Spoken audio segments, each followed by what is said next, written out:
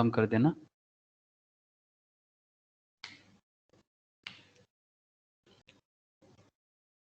होएगा sir. Okay, ठीक है सर।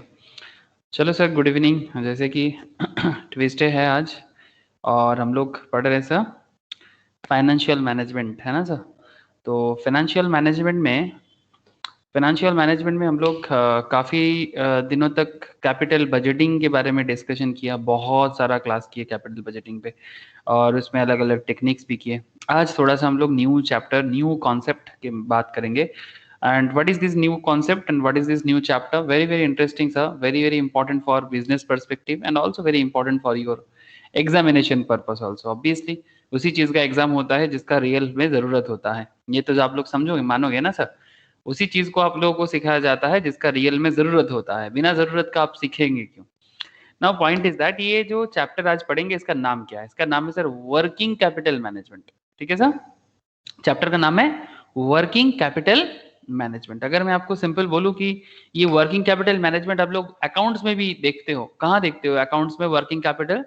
जब आप लोग कैश फ्लो करते हो, जब आप लोग TL balance sheet, specially balance sheet में शो करते किया जाता है सर। आप लोगों ने देखा कभी अकाउंट्स करते वक्त working capital management, working capital को देखा आप लोगों ने, या फिर कैपिटल वर्क इन प्रोग्रेस? हाँ सर, कभी तो देखे होंगे अकाउंट्स में, बोलो। मतलब एक्चुअली रिलेशन है इसीलिए पूछ रहा हूँ। मौसमी, अकाउंट्स में कभी वर्किंग कैपिटल के बारे में जरूर मतलब एडजस्टमेंट किया होगा। हेलो, कैश फ्लो तो हाँ सर, वही मतलब कहीं ना कहीं तो जरूर किए होंगे। इवन बैलेंस शीट में भी दिखाया जाता है, अगर आप कंपनी अकाउंट्स बनाते हो तो उसमें भी आपको ये दिखने को मिलता है। तो मैं आप लोगों को एक काम करता हूँ, ये वर्किंग कैपिटल मैनेजमेंट का यूज कहाँ पर होता है मैं उसी को उसके बारे में थोड़ा बताता हूँ। जो लोग स्टॉक मार्केट में फंडामेंटल एनालिसिस का पढ़ाई करते हो, उन्हें मैं बहुत बार जब बैलेंस शीट वगैरह समझाता हूँ, ठीक है, उस टाइम पे भी मैं इसके बारे में बात करता हूँ। लेकिन सर हम लोग फाइनेंशियल मैनेजमेंट में इसको बहुत ही इंपॉर्टेंट वे में सीखेंगे। लेकिन मैं एक बार आपको दिखाता हूँ सर वर्किंग कैपिटल मैनेजमेंट कहाँ एक्चुअली शो किया जाता है और इसका इंपॉर्टेंस ही किसी भी बिजनेस के लिए कितना इंपॉर्टेंट है।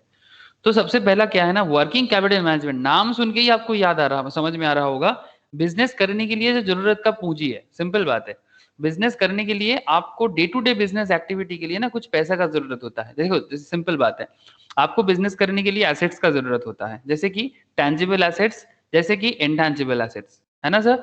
मतलब कुछ फिक्स्ड एसेट्स होंगे, कुछ इंटेंजिबल्स होंगे, ये तो रहता ही ना सर। इंटेंजिबल्स, टेंजिबल्स, फिक्स्ड, करंट, ये सब तो जरूरी है। एक लैंड चाहिए होगा, बिल्डिंग चाहिए होगा, ठीक है। आपको बिजनेस करने के लिए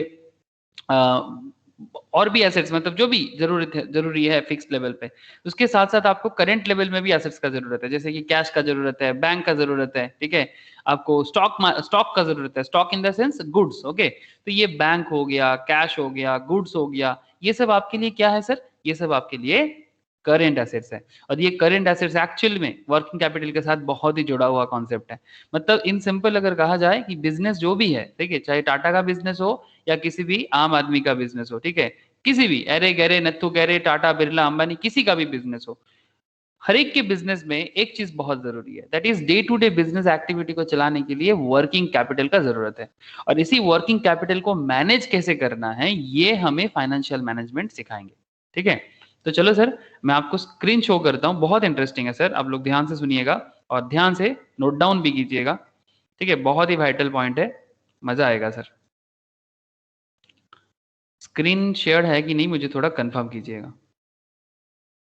क्या स्क्रीन शेयर है सर? है ना था। ओके सर, ये जैसे कि आप देख सकते हो ये कंपनी का एनुअल रिपोर्ट है, आप लोगों को दिखाई दे रहा है? हाँ सर, ये एक कंपनी का एनुअल रिपोर्ट है सर। जैसे कि ये नॉर्मली मैं स्टॉक मार्केट में भी यूज करता हूँ, दैट इज एमरन बैटरीज का है ये, ठीक है। एमरन बैटरीज का एनुअल रिपोर्ट है ये, ठीक है। आप देख सकते हो यहाँ पर एमरन बैटरीज बोल के, एमरन बैटरी फेमस बैटरी कंपनी है। इसका कंपनी को वेबसाइट से मैंने इसको निकाला था, ये देख सकते हो आप, आमरा राजा के नाम से जाना जाता है, ठीक है। आमरा राजा एनुअल रिपोर्ट 1920। अब एनुअल रिपोर्ट में वर्किंग कैपिटल ढूंढने जा रहे हैं सर हम लोग, ठीक है। एनुअल रिपोर्ट में हम लोग वर्किंग कैपिटल ढूंढने जा रहे हैं, थोड़ा सा नजर रखिएगा, ठीक है। तो नजर तो रखेंगे, ऑब्वियसली नजर रखेंगे, ठीक है। वर्किंग कैपिटल बहुत वाइटल कॉन्सेप्ट होता है सर किसी भी बिजनेस की ग्रोथ के लिए, तो very very vital part, okay. तो चलो सर, जैसे कि यहाँ पर आप देख सकते हो सर, नेट करेंट एसेट्स देख पा रहे हैं सर आप लोग, ये मैं आपको जस्ट ऐसे दिखा रहा हूँ नेट करंट एसेट्स, ये बहुत वाइटल पार्ट मतलब वाइटल कॉन्सेप्ट रखता है बिजनेस के ग्रोथ के लिए, ठीक है। तो अभी मैं आपको लेके जा रहा हूँ सर कंपनी का फाइनेंशियल एरिया में, जहां पर हम लोग ढूंढेंगे वर्किंग कैपिटल का डिटेल्स, ठीक है। तो नॉर्मली हमें ये चीज तो मिलेगा सर बैलेंस शीट में, ठीक है। फाइनेंशियल एरिया चाहिए हमें, ये सर मिल गया। Consolidated balance sheet and consolidated profit and loss. Consolidated का मतलब होता है सर, मतलब एमरन के साथ किसी भी बिजनेस के केस में ऐसा होता है सर कि खुद का उसके साथ साथ जुड़ा हुआ और भी जो सब्सिडियरीज है ना, उनका भी अकाउंट्स को ऐड करके कंसोलिडेटेड बनाया जाता है सर, ठीक है। तो इसको बोलते हैं कंसोलिडेटेड, जिसमें वो खुद भी है और उनके साथ जुड़ा हुआ जो सब्सिडियरीज वगैरह है उनका भी एसेट पीएल सब कुछ मिलके बनाया जा रहा है, तभी इसको क्या बोला जा रहा है सर, कंसोलिडेटेड। करेंटली जो डेटा आपके सामने मैं शो कर रहा हूँ ये है सर 31 मार्च 2020 का डेटा है, ठीक है। अगर आप थोड़ा सा नजर देखते हो सर, कंसोलिडेटेड बैलेंस शीट आपको दिखाई देगा। एंड बैलेंस शीट में हम लोग दो चीज यहाँ पर देख पा रहे हैं सर। एक है ऑब्वियसली किसी भी बैलेंस शीट में दो चीज होता है ना सर, एक एसेट साइड होता है और एक इक्विटी एंड लायबिलिटी साइड होता है। ये कंपनी बैलेंस शीट है तो इसलिए इसका जो फॉर्मेट है शेड्यूल 3 के हिसाब से वर्टिकल कॉन्सेप्ट में रहता है सर, ठीक है। तो एसेट है, इक्विटी एंड लायबिलिटीज है। अगर आप एसेट में नॉन करेंट एसेट्स में थोड़ा सा नजर डालते हो, ठीक है, एसेट में अगर आप नॉन करेंट्स में अगर आप नजर डालते हो तो इसके अंदर आपको नॉन करेंट भी है सर, करेंट भी है, ठीक है। तो इसी के अंदर कुछ बहुत सारी चीजें हैं जो बेसिकली वर्किंग कैपिटल के साथ कनेक्टेड है। जैसे अगर आप यहाँ पर नजर डालोगे, कैपिटल वर्क इन प्रोग्रेस, ये यहाँ पर लॉन्ग टर्म में दिख रहा है सर, नॉन करेंट एसेट्स में दिखाई दे रहा है आप लोगों को कैपिटल वर्क इन प्रोग्रेस। हाँ सर, ये देख सकते हैं आप कि 2019 के एंड पे इसके पास 233 मिलियन का most probably rupees in crore है, 233 करोड़ का वर्किंग कैपिटल था, that is capital work in progress था।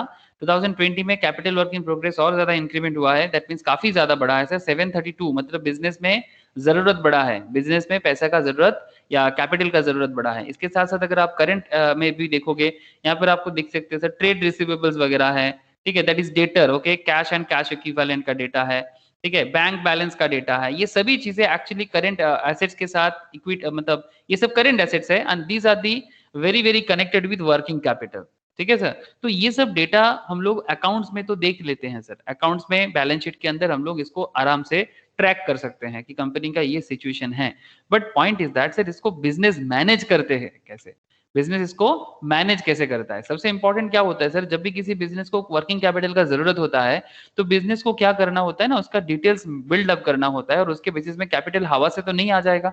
अगर किसी बिजनेस का 732 करोड़ दिख रहा है, हो सकता है कि इसी बिजनेस के लिए जो 732 करोड़ का अमाउंट है, 732 करोड़ आप शो कर रहे हो सकता है इसके लिए बिजनेस लोन रेज करे, हो सकता है बिजनेस इसके लिए स्टॉक मार्केट में से शेयर रेज करे, कुछ तो करेगा ना, या तो लोन लेगा या तो इक्विटी शेयर रेज करेगा, कुछ तो जरूरी है, ठीक है। तो बेसिकली ये तो नॉर्मल केस में वर्किंग कैपिटल वगैरह सर लोन वगैरह से ज्यादा होता है।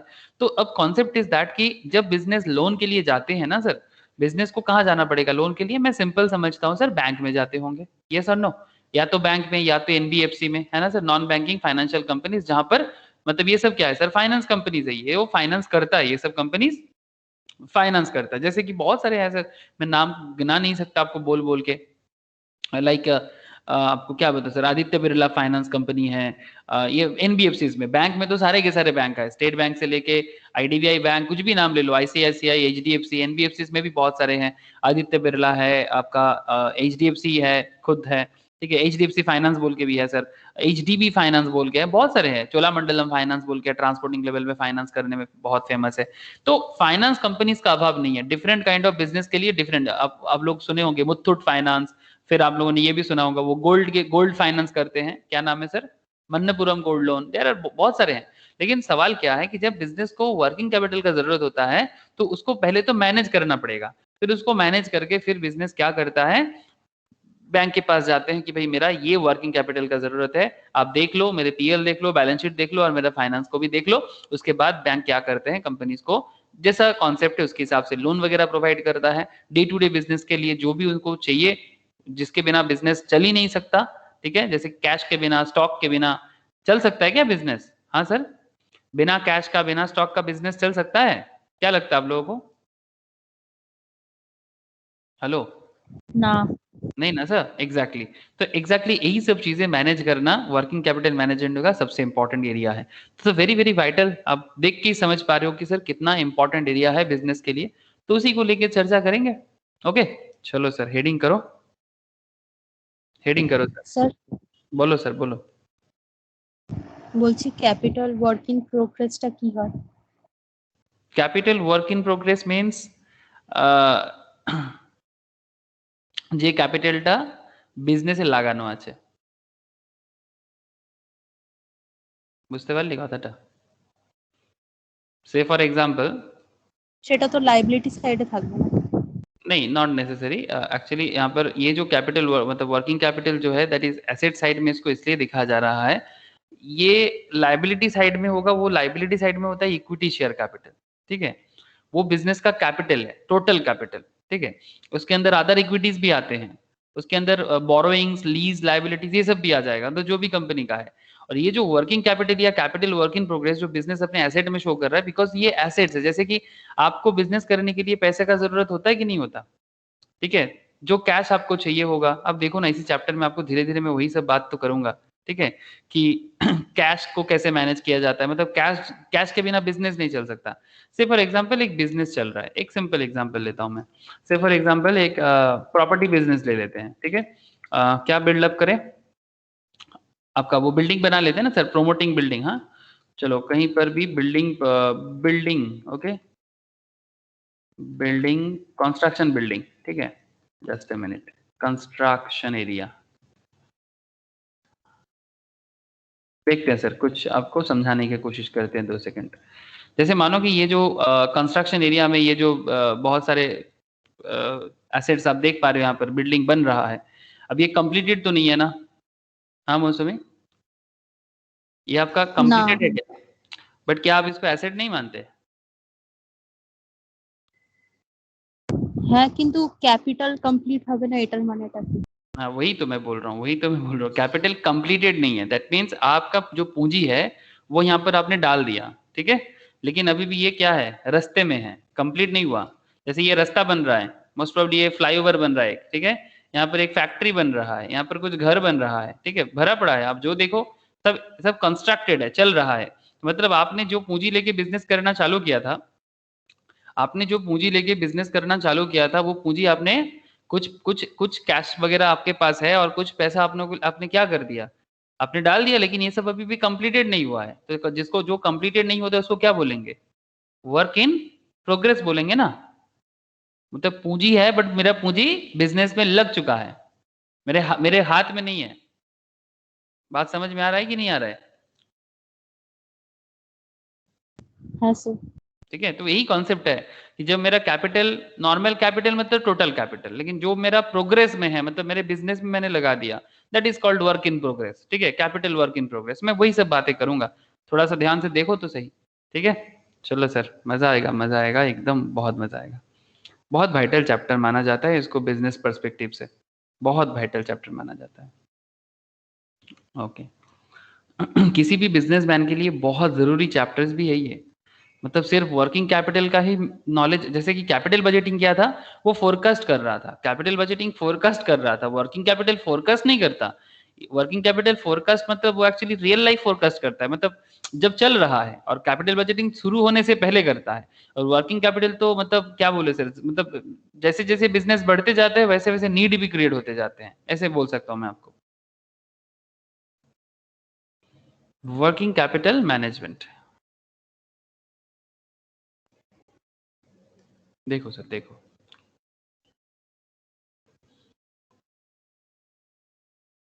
अच्छा खासा मार्क्स भी रहते हैं एग्जाम में इस पर्टिकुलर चैप्टर से। Okay we divide our discussion on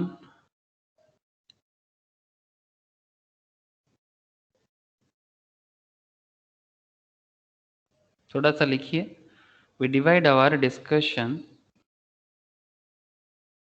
on WCM, that is working capital management। WCM means कि WCM माने होच्छे working capital management, okay? WCM माने working capital management, ठीक है? ओके तो ये शॉर्ट फॉर्म कई बार यूज कर लेंगे बीच बीच में, आप लोगों को चिंता का विषय नहीं होना चाहिए। ओके इसको हम लोग 3 हिस्सों से बांटते हैं sir, into 3 parts. Working capital management को नॉर्मली 3 हिस्सों में बांटेंगे sir, 3 parts, divide our discussion on WCM on 3 parts, 3 हिस्सों में बांटते हैं इसको। पार्ट 1,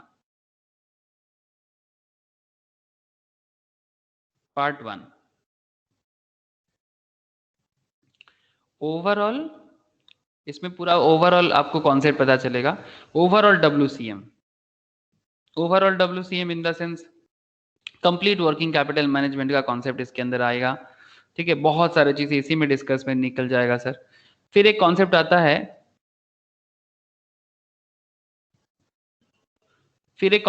सर कैश मैनेजमेंट का। क्या मैनेजमेंट सर? Cash management. ठीक है, cash management in the sense, cash management business में अंदर जो कैश होता है ना सर, इसको भी मैनेज करना बहुत जरूरी है। ये जो लोग कॉस्टिंग पढ़ते हो, जो लोग कॉस्टिंग करते हो मैम के पास, वो लोग कैश बजट के ऊपर एक कॉन्सेप्ट पढ़ते हो, है ना सर? उन इसके साथ बड़ा कनेक्टेड लगेगा आपको कैश मैनेजमेंट और cash budget, similar kind of है sir. And part 3, receivables management, मतलब जो डेटर होता है ना सर, उसी को रिसीवेबल बोलते हैं। इसका बहुत काम होता है रियल लाइफ में। ठीक है, रिसीवेबल्स को लेके बहुत चिंता होता है। मतलब बेसिकली रिसीवेबल्स का नॉर्मल कॉन्सेप्ट क्या है सर? मैं आपको अभी शो कर रहा था ना रिसीवेबल्स, ये देखो दिखाई दे रहा है ट्रेड रिसीवेबल्स। हाँ सर, करंट एसेट्स के अंदर, मतलब ये तो आप लोग जानते ही होंगे। अगर आप बैलेंस शीट में, नॉर्मल बैलेंस शीट में भी डेटर जिसको हम लोग बोलते हैं, उसी को बोलते हैं रिसीवेबल्स। तब ये रिसीवेबल्स को मैनेज कैसे किया जाता है, डेटर को कैसे मैनेज किया जाता है, उसके ऊपर चर्चा होगा रिसीवेबल्स में। ठीक है, और एक कॉन्सेप्ट भी होता है सर इन्वेंट्री, पार्ट 3। और एक कॉन्सेप्ट भी है जो इन्वेंट्री, जो बेसिकली कॉस्ट का कॉन्सेप्ट है ज्यादा। ठीक है, ज्यादा कॉस्ट का कॉन्सेप्ट है, फिर भी मैं यहाँ पर एक बता देता हूँ। यहाँ पर इन्वेंट्री मैनेजमेंट ऑल्सो, वो भी एक इसी का पार्ट में आता है बिजनेस में। ठीक है, मैं तो नॉर्मली इसको 3 हिस्सों में बांटूंगा। बाकी इन्वेंट्री मतलब आप लोग जानते हो ना सर, वो फीफो लीफो वेटेड एवरेज, जो लोग कॉस्टिंग पढ़ोगे ना वहीं पर आप लोगों को सिखा, मतलब समझ में आ जाएगा। ठीक है, जब भी आप कॉस्टिंग पढ़ोगे, कॉस्टिंग के अंदर ही आपको इन्वेंट्री मैनेजमेंट सीखने को मिल जाएगा। ठीक है सर, तो that is FIFO LIFO weighted average, ये सब एरिया। तो ये भी एक एरिया वर्किंग कैपिटल मैनेजमेंट के अंदर ऑब्वियसली लिया जाता है। ठीक है, तो ये 3 हिस्सा है मेनली, जिसमें हम लोग पूरा का पूरा चर्चा को रखेंगे और फिर हम लोग आगे बढ़ते हैं सर। तो सबसे पहले ऑब्वियसली जो पार्ट 1 हम लोगों ने यहाँ पर डिसीजन लिया है, तो पार्ट 1 में बात करेंगे, दैट इज ओवरऑल, ओवरऑल क्या बोलेंगे सर? Overall WCM। ठीक है, overall working capital management. Sir आप लोगों को समझ में तो आ रहा है ना कि हम लोग किस पर्टिकुलर मैटर में चर्चा करने को आज उतरे हैं मैदान पे? प्रिया, प्रिया का साउंड नहीं है। ज्योति बोलो सर, बीच बीच में थोड़ा आवाज लेता रहता हूँ आप लोगों से। Yes sir. ओके सर, आवाज से क्या पता चलता है कि सर हम लोग जिंदा है ना? ओके सर, तो part 1 overall WCM, overall WCM। प्रीतम, प्रीतम आशीष तो है सर। ओके सर, ठीक। Classification, classification of WCM, that is working capital management. सबसे पहले क्लासिफाई कर लेते हैं इसको कि वर्किंग कैपिटल मैनेजमेंट में कौन है, क्या है, थोड़ा जान तो लेना चाहिए। तो चलो सर, कौन क्या कहाँ से है, क्यों है, थोड़ा अता पता कर ले। तो चलिए सर अता पता कर लेते हैं इसका कि कहाँ इसका अता है, क्या इसका पता है। तो इसमें हम लोगों को जानना पड़ेगा सर ग्रॉस के बारे में। ग्रॉस वर्किंग कैपिटल इंटरेस्टिंग होगा sir concept. Gross working capital बहुत ही इंटरेस्टिंग कॉन्सेप्ट होगा। अच्छा, फिर और एक कॉन्सेप्ट होगा that is net working capital. Each and every part का एक एक मतलब निकल के आएगा बिजनेस के लिए, नेट वर्किंग कैपिटल, और उसी के बेसिस में बिजनेस को फाइनेंस मिलता है। इसीलिए मैं आपको बार बार बोल रहा हूँ कि ईच एंड एवरी पॉइंट इतना वाइटल हो जाता है, बिकॉज बिजनेस का जान है सर, जिसके बिना बिजनेस चल ही नहीं सकता। एंड एक कॉन्सेप्ट आएगा सर जिसको बोलते हैं वर्किंग कैपिटल गैप।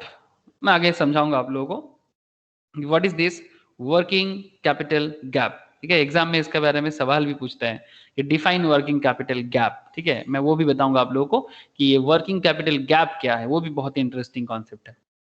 ओके, तो ऑब्वियसली सबसे पहले किस में बात करना चाहिए सर? ऑब्वियसली सबसे पहले बात करेंगे ग्रॉस वर्किंग कैपिटल में। चलो sir, gross working capital heading कर लो, ग्रॉस वर्किंग कैपिटल हेडिंग कर लो sir. Sir gross working capital equals to लिख लो सर करेंट एसेट्स। मैं आपको शुरू से बोल रहा था ना sir, gross working capital equals to actual में करेंट एसेट्स होता है, ठीक है। जब भी ग्रॉस वर्किंग कैपिटल का बात होता है तो करेंट एसेट्स का ही ज्यादा डीलिंग्स यहाँ पर किया जाएगा, ठीक है। मतलब ज्यादा मतलब एक्चुअली वही है जिसके बिना, मैं आपको बार बार वही बोल रहा हूँ कि जिसके बिना बिजनेस चल नहीं सकता, ठीक है। तो gross working capital equals to current asset, जिसमें क्या क्या आता है आप लोग जानते हो, मुझे थोड़ा हेल्प करोगे सर, क्या क्या करेंट एसेट्स आप लोग जानते हो? जैसे कि सबसे पहले फेमस फेमस करंट एसेट्स का नाम बता दो। डेटर। हाई, सबसे पहले तो कैश का नाम बताना चाहिए ना। सबसे फेमस करंट एसेट्स है ये, ठीक है। मतलब सबसे लिक्विड जो है दैट इज करंट, मतलब जिसको अब बोलूं तो अब वो मतलब कैश ही है, मतलब कैश में ही है वो, ठीक है। कैश के अंदर एक इंक्लूड कर लो sir, cash include debtor is also, you are not wrong, but cash सबसे ज्यादा करंट एसेट्स है, मतलब एकदम करंट है, एकदम तुरंत आता है आपके पास, आता भी है जाता भी है। कैश इंक्लूड्स मार्केटेबल सिक्योरिटीज, क्या है सर? मार्केटेबल सिक्योरिटीज, ठीक है। कैश के अंदर क्या आ जाता है? मार्केटेबल सिक्योरिटीज, मतलब आपने जो शेयर मार्केट में इन्वेस्टमेंट किया, आपने अगर बिजनेस में कहीं पर डिवेंचर्स वगैरह में इन्वेस्टमेंट किया, ठीक है, जिसको हम लोग सिक्योरिटी बोलते हैं सर, मार्केटेबल सिक्योरिटी, ठीक है, वो भी कैश के अंदर काउंट किया जाता है, ठीक है। वो भी करंट एसेट्स है, that is also cash part के अंदर यहाँ पर देखा जा रहा है, ठीक है। सेकेंड बुलेट में दे दो सर डेटर, जो मौसमी बोल रहा था सर, डेटर को ले लो। ओके सर, हम डेटर को भी ले लिए। डेटर के अंदर आपके पास दो तरह का डेटर होगा सर, एक होता है trade debtor. Trade debtor in the sense, any idea sir? Trade debtor means, debtor भी, डेटर मतलब इन सिंपल क्या है अकाउंटेंसी में, डेटर का मतलब क्या होता है? जिनसे हमें पैसा मिलने वाला है, जिसको हमने सेल किया, जिसको हमने कुछ भी चीज सेल किया अपने बिजनेस का, जो भी मेरा प्रोडक्ट है। जैसे अगर मैं यहाँ पर एमरन बैटरीज का बात कर रहा था, तो एमरन बैटरीज का बैलेंस शीट लेके बात कर रहा है, तो एमरन बैटरीज किस चीज का बिजनेस करता है? ऑब्वियसली बैटरी का बिजनेस करता है ना सर। एमरन बैटरीज बैटरीज का बिजनेस करता है, तो एमरन बैटरीज बैटरीज बेचेगा, ये उसका मेन करंट बिजनेस है ना। वो बैटरी बेचेगा, जो भी उसका रेवेन्यू आएगा, ये जो रेवेन्यू फ्रॉम ऑपरेशन उसका दिख रहा है, ये रेवेन्यू फ्रॉम ऑपरेशन से उसको जो भी सेल होता है, 6,839 करोड़ का जो भी सेल यहाँ पर शो कर रहा है, तो उसका मेन बिजनेस क्या है? बैटरी का बिजनेस है। जो बिजनेस का हार्डकोर बिजनेस है, जिस चीज का वो एक्चुअल बिजनेस करता है, वो प्रोडक्ट सेल करके उनको मार्केट में अगर कुछ पैसा मिलने वाला है, ठीक है, जिसको हम लोग क्या नाम से जानते हैं सर? डेटर के नाम से जानते हैं। जैसे कि आपको यहाँ पर दिख रहा होगा ट्रेड रिसीवेबल्स, एसेट्स है, बिजनेस को मिलने वाला है, इसलिए बिजनेस इसको ट्रेड रिसीवेबल्स के नाम पे यहाँ पर दिखा दे रहा है सर। ट्रेड रिसीवेबल्स इसी को बोलते हैं बेसिकली, ट्रेड रिसीवेबल्स या ट्रेड डेटर। तो आप ऐसे लिख के रखो करेंटली, ट्रेड डेटर मतलब जिनके साथ मेरे को बिजनेस करना है, मतलब बिजनेस कर रहा हूं मैं, जिनसे मुझे पेमेंट मिलेगा, ओके, जिनसे मुझे पेमेंट मिलेगा। ये भी और एक तरह का डेटर होता है सर, जिसको हम लोग बोलते हैं आदर डेटर। इन्हीं आइडिया कोई लगा सकते हो? आधा डेटर में किस तरह का डेटर को लगाना चाहिए, मतलब लेना चाहिए? आधा डेटर में किस तरह का डेटर को मतलब ध्यान में रखना चाहिए? Any idea sir?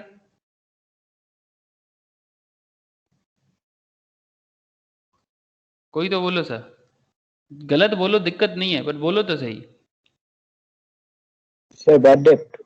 बैड डेप्ट नहीं सर, बैड डेप्ट नहीं, गलत बोलने का मतलब ऐसा थोड़ी है, जो बैड डेट मतलब जो तुम्हें मिलेगा नहीं, ठीक है, तो फिर उसको डेटर, मतलब वो डेटर है पर बैड डेटर है, मैं वो बात नहीं कर रहा हूँ। डेटर का मतलब है जिनसे तुम्हें पैसा मिलेगा, डेटर का मतलब ये जिनके जिनसे तुम्हें पैसा मिलेगा, बट वो अदर डेटर है, not trade debtor.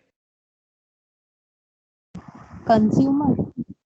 Consumer is your debtor, consumer can be your debtor, consumer may be your debtor, but consumer से अगर किसी कंज्यूमर से अगर आपका पैसा बाकी है, तो वो तो आपका ऐसे ही डेटर हुआ, वो तो आपका ट्रेड डेटर ही हुआ ना।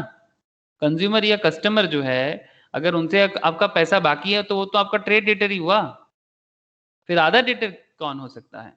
देखो सर, आप जिस चीज का बिजनेस करते हो, point to be noted sir, arising from firm's core business, farms core business, core business मतलब जिस चीज का हम बिजनेस करते हैं, उस पर्टिकुलर बिजनेस को करके मुझे जिस चीज का डेटा, मतलब मार्केट में मेरा कुछ बाकी है जो मुझे मिलने वाला है, that is the trade debtor concept. And what is the concept of other debtor? जिससे मेरा बिजनेस का कोई कनेक्शन नहीं है। जिससे मेरा बिजनेस का कोई कनेक्शन नहीं है। हाँ सर, जिससे मेरा हाँ, बिजनेस। ट्रेड डेटर अभी लिखा ना आपने कि arising from firms core business, तो अदर डेटर में तो फिर जो बिजनेस, जो मेरा बिजनेस जिसका काम नहीं कर रहा, जिस चीज पे ऑपरेट नहीं हो रहा। हाँ, तो वैसा क्या चीज हो सकता है जिसका आपका बिजनेस उस चीज को। एसेट सेल को। Very good sir, very good. वही तो आप लोगों से मैं सुनने के लिए पागल हो रहा था कि आदर डेटर में वो भी आपका डेटर है। से फॉर एग्जांपल किसी बिजनेस ने मार्केट में अपना प्रोडक्ट का मतलब अपना प्रॉपर्टी वगैरह कुछ था वो उसने सेल कर दिया। से फॉर एग्जांपल कोई एसेट था वो सेल कर दिया, ठीक है। फैक्ट्री का होता है ना, फैक्ट्री अपना एसेट सेल कर देता है, ठीक है। तो एसेट क्या बिजनेस, एसेट सेल करने का बिजनेस फैक्ट्री नहीं करता है, ठीक है। एसेट सेल करने का बिजनेस फैक्ट्री नहीं करता है। अब बात को समझिएगा, ठीक है। जैसे फैक्ट्री, एमरन का फैक्ट्री देखते हैं सर, चलो। ये एमरन बैटरीज का फैक्ट्रीज जो है, ये देखो सर, फैक्ट्री है कहीं पर भी। कहाँ है फैक्ट्री? से फॉर एग्जांपल ये एक फैक्ट्री का साइट है, इसमें से कुछ एरिया है या कुछ एसेट्स है जो फार्म क्या करना चाहता है, उसको सेल कर देना चाहता है कि भाई ये यूनिट मैं किसी को सेल कर देता हूँ, मुझे बहुत ही जरूरत है पैसा का। अब सवाल है कि ये जो एसेट्स है, जो फिक्स एसेट्स वगैरह है, जो जिसका बिजनेस हम नहीं करते, कभी 15 ईयर्स में 10 ईयर्स में एक बार मुझे जरूरत होता है तो मैं अपना एसेट सेल करता हूँ, फिक्स एसेट को सेल करता हूँ। तो फिक्स एसेट सेल करके बिजनेस को जो मिलने वाला होता है उसको आधा डेटर में ट्रीट किया जाता है। आप बात समझे सर? जिस चीज का वो बिजनेस नहीं करता, जिस चीज का वो बिजनेस नहीं करता बट बिजनेस के अंदर ऐसा हो तो सकता है ना, तो उसको बोलते हैं सर आधा डेटर। मतलब बेसिकली आप ऐसे बोल सकते हो, not arising from firm's core business. Firm का कोर बिजनेस नहीं है। For example sale of fixed assets, sale of fixed assets. अब ऐसे सोच सकते हो, कई कबार, कभी कभी हो सकता है, मे बी 10 ईयर्स में एक बार, 15 ईयर्स में एक बार, ऐसा ही होगा ना। रोज रोज सेल करेगा तो फिर बिजनेस बन जाएगा उसका। ओके सर, समझ गए होंगे आप लोग अभी तक जो भी है पॉइंट चला हम लोगों का, ठीक है। नेक्स्ट, अब ये तो हुआ सर, अभी चल रहा है क्या, मतलब ग्रॉस वर्किंग कैपिटल का मतलब that is current assets. Current assets के अंदर हम लोगों ने कैश को समझा, डेटर को समझा, और क्या चीज को समझना पड़ेगा? Any idea sir? और एक क्या स्टॉक। है? Very good sir, I am very happy. Stock, that is very very important fixed asset, current assets, very very important current assets sir, जिनके बिना बिजनेस अधूरा है। बिजनेस तो सभी के बिना अधूरा है, कैश बिना क्या चलेगा, डेटर बिना तो बिजनेस हो ही नहीं सकता। और स्टॉक जिसके जिसको जिसको सेल करके ही आपको मेनली मजा मिलता है ऑब्वियसली, इसी के कारण तो सब बिजनेसमैन पागल होते हैं, जिसको हम लोग बोलते हैं सर इन्वेंट्री या स्टॉक, जो भी बोलो। अब इन्वेंट्री का भी कुछ तरह होता है, ठीक है। तरह मतलब टाइप्स, जैसे कि एक होता है सर रॉ मटेरियल स्टॉक, मतलब जब एकदम रॉ हालत में आपके मतलब अगर आप मैन्युफैक्चरर हो तो आपके बिजनेस में अगर स्टॉक पड़ा रहेगा तो रॉ मटेरियल भी पड़ा रहेगा, है ना सर। रॉ मटेरियल पड़ा रहेगा, या फिर आपके पास वो डब्ल्यूआईपी में है, WIP in the sense work in progress. Progress. Very good sir, I am very happy. Work in progress that means जो आपका बिजनेस पे स्टॉक के हिसाब से है बट वो अभी तक कंप्लीटेड नहीं है, बन रहा है, ठीक है। आपके स्टॉक में आता है सर वो, but that is not completed yet, अभी तक कंप्लीट नहीं हुआ, बनेगा, बन रहा है। जैसे कि ये सब कुछ, जैसे बैटरी बन रहा है, आप देख सकते हो यहाँ पर बैटरी क्या हो रहा है सर, बन रहा है, कंप्लीटेड नहीं है। जो सेल कंडीशन पे चला गया दैट इज वो फिक्स्ड है, उसको बोलते हैं फिक्स्ड फिनिश गुड्स, उसको क्या बोलेंगे? जो सेलेबल कंडीशन में चला जाता है उसको बोला जाता है सर फिनिश गुड्स, ओके। तो और क्या हो सकता है? फिनिश्ड गुड्स, फिनिश हो चुका है, फिनिश गुड्स, ठीक है। आपको यहाँ पर थोड़ा कॉस्टिंग वाला फीलिंग आएगा, जो लोग कॉस्ट पढ़ते हो तो कॉस्ट में भी ना ये सब बातें होता रहता है। देखो sir, cost and FM connected है ना सर, बिकॉज आपको पहले प्रोडक्ट का कॉस्टिंग करना पड़ता है, और कॉस्टिंग से पहले भी फाइनेंस करना पड़ता है, कॉस्टिंग के बाद भी फाइनेंस करना पड़ता है, ये सर नो। मतलब जब आप प्रोडक्ट को कॉस्टिंग करते हो कि क्या दाम में बेचोगे, before that you need money, and when you need money you need finance, और जब भी आपको फाइनेंस करना है you need financial management, and after selecting the cost of the product then you have to sell that particular product into the market, and again you have to approach for the finance, because you need marketing expenses, you need sale expenses, you need everything, and again you have to calculate for the financial cost and everything. So finance is everywhere, चाहे वो cost हो, accounts हो. Actually when accounts and the job of financial management actually started, because जैसे accounts का काम खत्म होता है, अब इसको एनालाइज करना है कि भाई हिसाब तो हुआ, बट अब एनालाइज तो करना होगा. तो बिजनेस एक एक करके एनालाइज करते हैं, और वो एनालाइज का काम किसको होता है सर? वो एनालिसिस का काम होता है फाइनेंशियल मैनेजर का, जो बिजनेस का ईच एंड एवरी पार्ट को समझते हैं, अकाउंट्स को देखेंगे, फिर उसके बारे में डिसीजन लेगा कि वो बिजनेस के साथ क्या करे. ओके ओके सर, तो बिजनेस के साथ क्या करे वही हम लोग अभी देख रहे हैं. तो inventory, raw material, WIP, finish goods. तो ये रहा आपका इन्वेंट्री का डिटेल्स. ठीक है, ओके चलिए सर, कोई बात नहीं. तो ये रहा हमारा ग्रॉस वर्किंग कैपिटल की कहानी. ये जो कथा थी, ये कथा किस बात का थी? ये कथा थी ग्रॉस वर्किंग कैपिटल का. ठीक है, अब दूसरे बात में बात करना होगा. ओके, अब दूसरे मैटर में बात करना होगा, जैसे कि net working capital. I hope समझ रहे हैं आप लोग पूरा का पूरा. Yes sir. चलो सर, हम लोग अभी बात करेंगे नेट वर्किंग कैपिटल पे, यहीं पर हो जाएगा, तो इसीलिए मैंने यहीं पर आप लोगों के लिए जगह बनाया. हेडिंग कीजिए नेट वर्किंग कैपिटल. और ये जो भी मैं लिखा रहा हूँ ना, ये सब एग्जाम के लिए ना, थ्योरेटिकल क्वेश्चन के लिए बड़ा ही फेमस माना जाता है, तो इसीलिए बहुत ही समझदारी से रखना ये सब चीजों को. नेट वर्किंग कैपिटल, छोटा छोटा क्वेश्चन पूछते हैं ये सब जगह से. Net working capital equals to current asset minus current liability. क्या होता है sir? Current asset minus current liability. यहाँ पर मैं थोड़ा सा एग्जांपल बना लेता हूँ. से फॉर एग्जांपल कि बिजनेस के पास 500 लाख का करेंट एसेट्स है. ठीक है, जस्ट एग्जांपल के तौर पे मैं मान रहा हूँ कि इसके पास करेंट एसेट्स है 500 लाख का, और बिजनेस के पास करेंट लायबिलिटी है 300 लाख का. ठीक है, ये तो रहता ही है, ये किसी भी बिजनेस को आप ट्रैक करो, जैसे यहाँ पर आप अमेरन को भी ट्रैक कर सकते हो.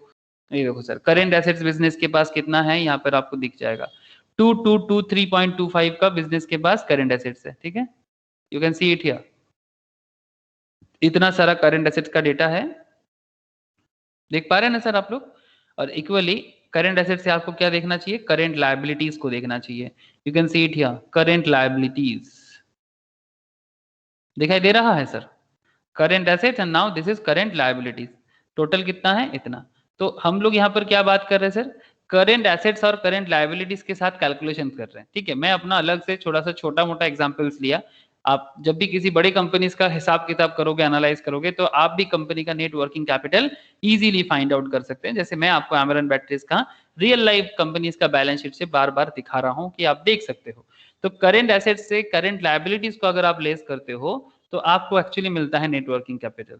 Now there is a point sir, इस करेंट लायबिलिटीज जो है ना सर, इस करेंट लायबिलिटीज में ना दो टाइप्स होते हैं सर. करेंट लायबिलिटी के भी ना दो टाइप्स होते हैं. क्या टाइप होगा सर? एक को कहते हैं sir spontaneous. Okay, spontaneous that means, बताता हूं सर, लिखो. स्पॉन्टेनियस करेंट लायबिलिटी, और एक होता है सर नॉन स्पॉन्टेनियस. एक होता है स्पॉन्टेनियस और एक होता है non spontaneous. Non spontaneous in the sense,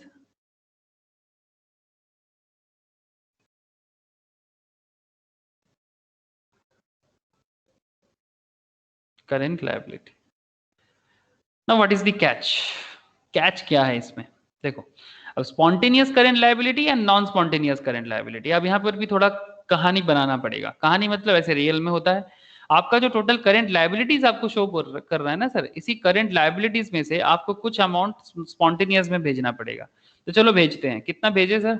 चलो इसमें मान लेते हैं कि 80 लाख का करेंट लायबिलिटी है, स्पॉन्टेनियस करेंट लायबिलिटी है, एंड बाकी अमाउंट कितना बचा सर? फिर अगर 300 लाख में से 80 लाख स्पॉन्टेनियस में चला गया, देन नॉन स्पॉन्टेनियस में कितना होगा? 2,80,000. 2,80,000 या 2,220? 2,20,000. 2,20,000. Very good sir. 2,20,000 का आपका non spontaneous current liability arise हो गया. Very good sir, no issue. Now अब थोड़ा सा इसमें समझना पड़ेगा सर. ये तो समझ रहे हैं कि आप हिसाब तो क्या कुछ नहीं था, 300 लाख को अब दो हिस्सों में बांटे, एक 80 लाख और एक 220 lakh. Now point is that कि ये स्पॉन्टेनियस करंट लायबिलिटी क्या होता है, नॉन स्पॉन्टेनियस करंट लायबिलिटी क्या होता है. चलो सर ये देख लेते हैं. दिस अराइज, in the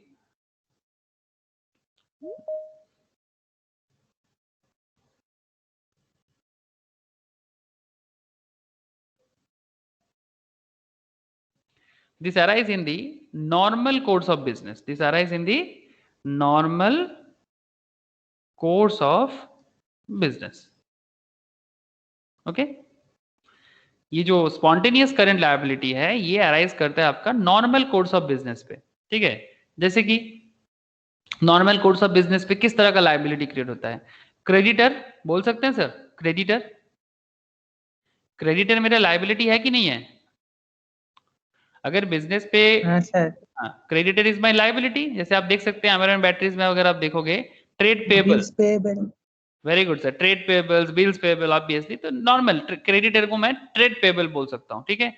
तो ट्रेड पेबल जैसे यहाँ पर अमेरिकन बैटरीज का एनुअल रिपोर्ट से चेक कर रहे हैं सर, आप देख सकते हैं कि ये देखो sir, total outstanding dues of micro enterprise and small enterprise, इन लोगों से इन्होंने प्रोडक्ट लिया था बट पेमेंट नहीं किया, 73 करोड़ के आसपास। And total outstanding to creditor other than micro companies को छोड़ के इनका क्रेडिट है ऑलमोस्ट 541 करोड़ का। सबको दिखाई दे रहा है सर? बोलो ना, दिखाई दे रहा है आप लोगों को? हेलो? हाँ। ओके चलो, आज ऋषभ बहुत एकदम मूड में है, ऋषभ आते ही परफॉर्मेंस कर रहा है। Very good Rishabh, thank you. Creditors okay, बाकी लोग चुप है बट ऋषभ आज एकदम फॉर्म में है। Outstanding expenses, thank you Rishabh. Outstanding expenses मतलब किसी को कुछ पेमेंट करना बाकी है आपको बट अभी तक आपने पेमेंट किया नहीं, ठीक है, तो इसको हम लोग क्या बोलेंगे? आउटस्टैंडिंग, ठीक है। तो एक सेम ही कॉन्सेप्ट है, अब एक ही बात है। आउटस्टैंडिंग एक्सपेंस में तो जैसे वेजेस बाकी रखा आपने, ठीक है, पेमेंट नहीं दिया, ठीक है, जो आपके कंपनीज में सैलरीज में काम करते हैं उनको पेमेंट नहीं दिया, जो भी हो आपका लायबिलिटी है पेमेंट करना, आपको करना पड़ेगा, ठीक है। कुछ इनकम टैक्स लायबिलिटीज बाकी है, जो भी हो, बेसिकली दिस कॉन्सेप्ट इज, ये जो करेंटली हम लोग क्या पढ़ रहे हैं सर, लायबिलिटी, करंट लायबिलिटी दो तरह का होता है, एक होता है स्पॉन्टेनियस और एक होता है non spontaneous. Spontaneous current liability this arise in normal course of business, जिसमें कौन आ जाता है सर? क्रेडिटर्स आ सकता है, आउटस्टैंडिंग एक्सपेंसेस आ सकता है, और एक कॉन्सेप्ट क्या है? Another concept is called non spontaneous current liability. That is non spontaneous का मतलब क्या हो जाएगा? नॉन स्पॉन्टेनियस का मतलब हो जाता है this arise, just a second लिखना sir, this arise as a result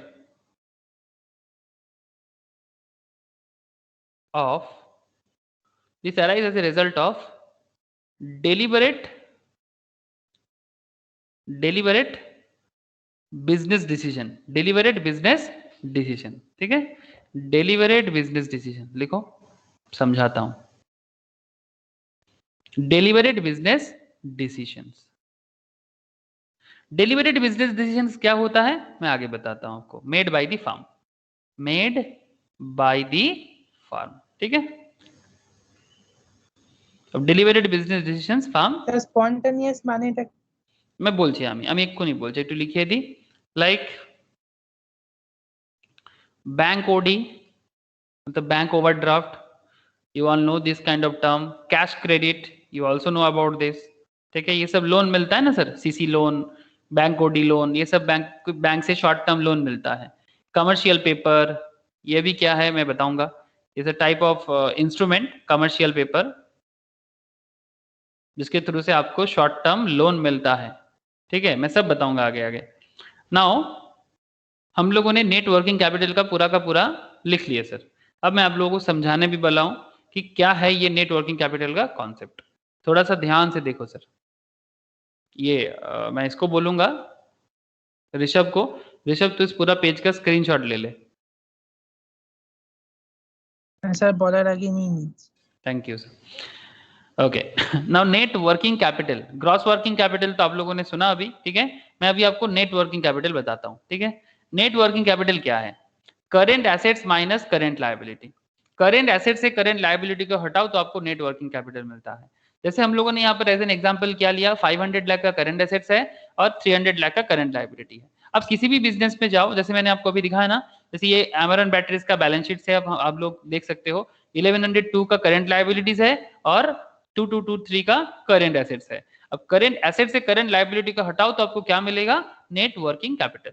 now current liability में दो तरह का लायबिलिटी के बारे में बात किया मैंने, one is called spontaneous current liability, another is called non spontaneous. Spontaneous का सिंपल मतलब होता है सर जो अपने आप होगा, सिंपल बात है। स्पॉन्टेनियस का नॉर्मल मतलब होता है जो अपने आप होगा, ठीक है, जिसके लिए आपको अलग से मेहनत नहीं करना पड़ेगा, अलग से डिसीजन लेने का जरूरत नहीं है, मतलब जो नॉर्मल कोर्स ऑफ बिजनेस का पार्ट है। जैसे आप बिजनेस करोगे ना तो क्रेडिटर तो क्रिएट होगा ही सर, आप बिजनेस करोगे तो क्रेडिटर क्रिएट होगा ही, इसके लिए आपको अलग से डिसीजन लेने का मैंने जरूरत नहीं है। ऑटोमेटिक यस सर, ऑटोमेटिक ही ना। आप बताओ ना, आप बिजनेस करने बैठोगे और आप बोलोगे कि आपका कोई उधार नहीं है, क्रेडिट नहीं है, तो फिर आप बिजनेस कैसे कर रहे हो?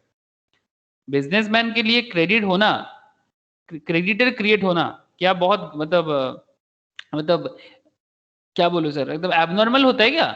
बिजनेस करेगा तो क्रेडिटर तो क्रिएट होगा ही, ना मतलब हाँ, तो सिंपल बात है कि आप किसी को पेमेंट, किसी का पेमेंट तो आप बाकी रखोगे ही ना सर। जैसे आपका भी पेमेंट कोई ना कोई बाकी रखेगा और आप भी किसी का पेमेंट बाकी रखोगे, आप भी किसी का एक्सपेंस बाकी रखोगे, ऐसे तो होगा ही ना। ऐसे थोड़ी ना कोई बोल सकते कि नहीं मैं तो कैश में ना काम ही नहीं करता, ऐसे थोड़ी होता है। कई बार ऐसे होते हैं कि आपको उधार लेना पड़ता है। तो जो डेलिबरेट मतलब जो स्पॉन्टेनियस है, मतलब आप बिजनेस, इसीलिए क्या बोला है कि ऐसे देखो ना, अब थोड़ा सा रीड करो, इसको समझ में आ जाएगा आपको। This arise in the normal course of business, ये जो अराइज होता है नॉर्मल कोर्स ऑफ बिजनेस में अराइज होगा और होगा ही होगा। That is why this is called spontaneous current liability. जो जिसका अमाउंट मैंने कितना माना, 80 लाख का माना। और नॉन स्पॉन्टेनियस क्या है सर, अब इसके साथ जब कंपेयर करके देखोगे तो और क्लियर हो जाए। This arise as a result of deliberate decision making. जैसे कि बिजनेस में अचानक ऐसे फीलिंग आता है, 2 3 साल में बिजनेस अचानक सोचता है कि मुझे ना थोड़ा लोन का जरूरत है, मुझे थोड़ा लोन का जरूरत है, मुझे बिजनेस में और कैपिटल चाहिए, ठीक है।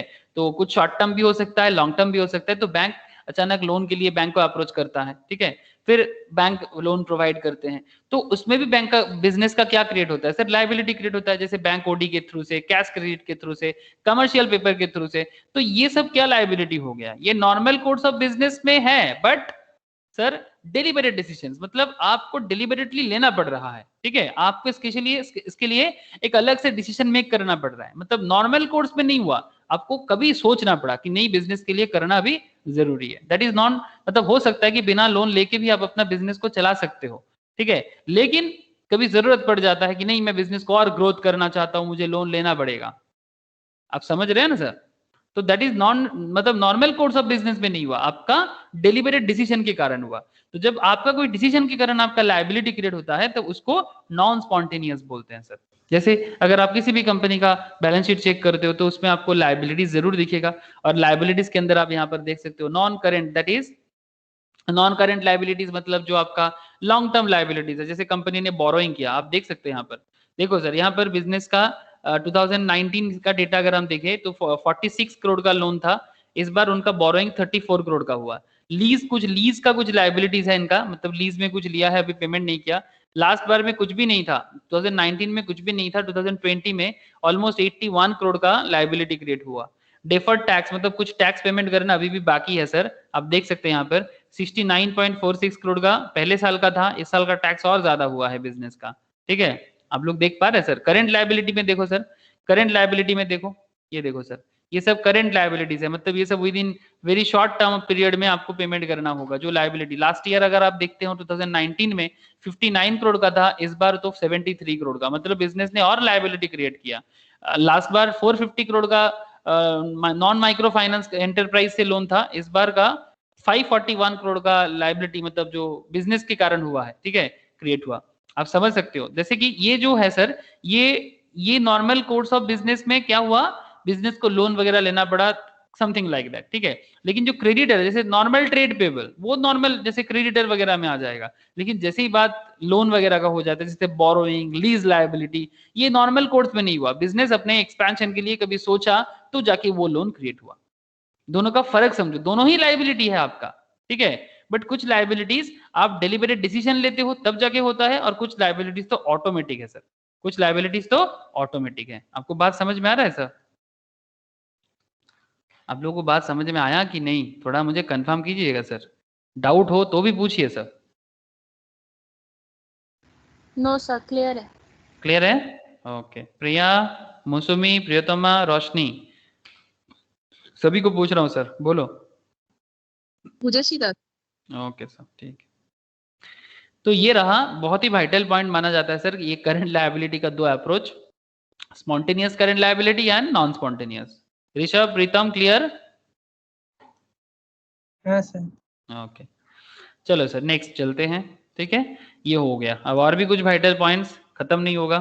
ठीक है, वाइटल का क्या है सर, वाइटल खत्म नहीं होता, क्या बोले sir, each and every point जिंदगी में कुछ सिखा के जाते हैं। ठीक है, हर पल जिंदगी में कुछ सिखा के जाते हैं, तो ऐसे थोड़ी ना है। मतलब बहुत बार मुझे स्टूडेंट सवाल करते सर इम्पोर्टेंट क्या है, मैं तो बोलता हूँ सर इम्पोर्टेंट सब कुछ है। सर क्या फालतू में बोलते हो? हाँ सर, फालतू नहीं, सच में इम्पोर्टेंट तो सब कुछ होता है। आप किसी चीज को कम इंपॉर्टेंस देना चाहोगे वो आपके ऊपर है, पर जिंदगी आपको कभी भी किसी भी मोड़ पे लाके खड़ा कर सकता है, और कभी भी बोल सकते हैं आपको कि भाई ले अभी। हाँ बोलो सर, बोलो सर, बोलो। उस वक्त मेरा आवाज नहीं आ रहा था क्या? मैंने नहीं, सर सर बोला, आपने रिस्पॉन्ड नहीं किया। अच्छा आप कब सर सर बोल रहे थे? अच्छा बोलो, अभी अभी मुझे तब आवाज नहीं आया था, तभी तो मैंने कुछ नहीं बोला होगा। बोलो क्या सवाल है तुम्हारा? नहीं सर, नहीं मैंने। ओ अच्छा, आप हाँ बोल रहे थे, मतलब समझ में आया। हाँ हाँ okay, I understand sir, I understand. Okay, अच्छा एक्चुअली मैं आपको जो बोल रहा था सर कि कई बार ऐसे होते हैं ना कि हम जवाब, मतलब ऐसे होता है ना कि हम लोग हर बार कॉमन ढूंढते हैं, बट हमेशा थोड़ी ना कॉमन मिलता होगा, इंपॉर्टेंस से मिलता होगा। जैसे एक रिसेंट सिचुएशन के बारे में अगर आप थोड़ा सा ध्यान दो कि इंडियन गवर्नमेंट, ठीक है, इंडियन गवर्नमेंट कौन है? जो भारत का जनता है वही इंडियन गवर्नमेंट है। जैसे जनता को अगर आप पूछो तो ये हमेशा क्या मांगता रहता है, हमेशा बोलते रहते हैं कि हमें बस जॉब दे दो। ठीक है, अब एक पॉइंट देखो सर, करेंटली भारत का जितना भी इनकम होता है वो ज्यादा से ज्यादा तो डिफेंस में चला जाता है। अब वो पाकिस्तान के साथ, चाइना के साथ लड़ाई करते करते आधे से ज्यादा खर्चा खत्म होता है। अब एक नीड था जो गवर्नमेंट ने, इससे पहले वाला जो भी गवर्नमेंट फ्रॉम 47 से लेके 2021 तक हम लोग पहुंच गए, इंडिया एक चीज में, एक क्या नहीं, बहुत मेन दो चीज जो मुझे लगता है बहुत जरूरी होता है, एक होता है हेल्थ सेक्टर्स और एक होता है एजुकेशन सेक्टर। ये दोनों सेक्टर में इंडियन गवर्नमेंट उस हिसाब से नजर नहीं दिया जिस हिसाब से देना चाहिए था। ठीक है, अब एजुकेशन को मैं छोड़ता हूं बिकॉज एजुकेशन करेंटली इंपॉर्टेंट है, बट सबसे इंपॉर्टेंट अभी क्या चल रहा है सर सिनारियो में? हेल्थ। अब देखो हेल्थ। Sir, obviously health. अब आप सोचो कि एक टाइम था, आप इसको, आप अगर पहले इसको इंपॉर्टेंस दे देते, ठीक है, आप अगर पहले अपना टोटल जीडीपी का एक अच्छा खासा पोर्शन हेल्थ सेक्टर्स में, एटलीस्ट इंफ्रास्ट्रक्चर डेवलपमेंट में डाल देते, तो आज आपको, पहले तो सब होता नहीं। ये सर ऑब्वियसली, तो फिर आज कम से कम आप इतना खराब हालत में ना होते, है ना? तो ये क्या सिर्फ अभी का गवर्नमेंट का दोष है? नहीं सर, ये एक करेंट गवर्नमेंट का दोष तो मैं बोल ही सकता हूं। मतलब देखो सर, दोष का बात नहीं है, it's a miss management basically. ठीक है, अब मिस मैनेजमेंट एक दिन में कोई कैसे राताराती पूरा का पूरा हेल्थ सेक्टर्स को चेंज कर सकता है? It's a process from the 1947 के पुराने बात में छोड़ता हूं, 1947 से लेकर 2021 तक जो भी गवर्नमेंट अभी तक इंडिया को चलाया है, जितना बार भी जो भी आया, सभी का योगदान जरूरी था कि हेल्थ सेक्टर्स के लिए, इंडिया का जो पॉपुलेशन है उनका हेल्थ के लिए जरूर कुछ ना कुछ ख्याल रखना चाहिए था। बट उस टाइम हम लोगों ने कभी इसका जीडीपी का परसेंटेज का इंपॉर्टेंस नहीं दिया, और आज देखो जब जरूरत आया तो हम लोग मुश्किल में पड़ गए। तो that is the reason sir, कई बार ऐसे होते हैं कि हमारे जो करेंट गवर्नमेंट है और हमारा जो जनता है, सरकार का जनता मतलब वही पब्लिक, हमें इको पार्क ज्यादा पसंद है। मतलब नॉट जस्ट इको पार्क, आप उत्तर प्रदेश में जाओगे तो मायावती जी ने इतना बड़ा हाथी का पार्क बनाया था, आपको क्या बोलूं सर, आप लोगों ने देखे होंगे, बहुत जगह में दिखता है, ये लखनऊ में है मोस्ट प्रोबेबली। ठीक है, एलिफेंट पार्क, हमें ये सब से खुशी मिल जाते हैं। हमें हॉस्पिटल्स नहीं चाहिए अच्छा, जहां पर लोगों को बेसिक फैसिलिटीज मिले, जो सरकार के थ्रू से बनाया गया, फिर भी साउथ इंडिया में है कंपेरेटिवली, बट बाकी पार्ट में नहीं है। तो जो जिस चीज में इंपॉर्टेंस देता है वो हर चीज में अपने आप को हमेशा बना के रखता है। ये गवर्नमेंट का बात है, थोड़ा सा मैंने आपको इसलिए बताया कि इंपॉर्टेंट तो हर चीज होता है सर, अभी डिपेंड करता है कि कब कौन सा चीज आपके लिए इंपॉर्टेंट हो जाए, आपको क्या पता है सर? क्या मैंने गलत बोला सर? बोलो आप। नो। वही है सर, इंपॉर्टेंट इंपॉर्टेंट ढूंढते ढूंढते और सजेशन बनाते बनाते, मतलब हम लोग जैसे स्टूडेंट है ना, हम लोग सबका आदत कैसा है, सजेशन बनाना, गवर्नमेंट भी सजेशन बनाते रहते हैं। ठीक है भाई, ये सब कर लो पास हो जाएंगे, दो चार पार्क बना दो, ठीक है, थोड़ा फ्री में चाल डाल दे दो बस, और क्या चाहिए, पास हो जाएंगे। मतलब एक्चुअल एग्जाम पास करने के लिए जिस तरह का एग्जामिनेशन से गुजरना पड़ता है, वैसा एग्जाम तो हमारे देश में ना तो सरकार देना पसंद करता है और ना ही जनता देना पसंद करता है। अब जैसा देश वैसा भेष, अब क्या बताऊं सर। चलो नेक्स्ट, नोट लिखो सर। एक नोट जो है, कुछ स्पेशल नोट्स आने वाले हैं कमिंग हाफ एन आवर में, बहुत ही वाइटल पॉइंट है। एक लिखिए सर, कोर करंट एसेट्स।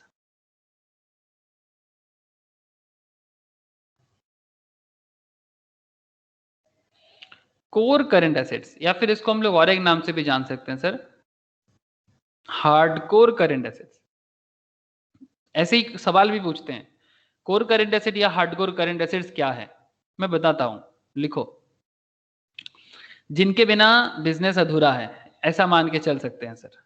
जिनके बिना बिजनेस अधूरा है उसको ऐसे बोल सकते हैं कि कोर करंट एसेट्स है या हार्डकोर करंट एसेट्स है। Conceptually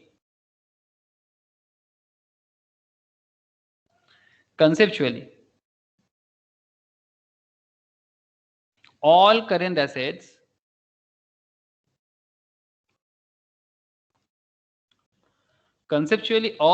assets like stock, cash, etc. have some minimum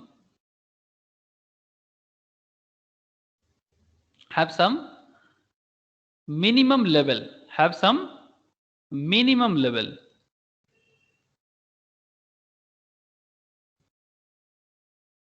आपको कुछ कैश और कुछ स्टॉक का जरूरत हमेशा है sir, which we call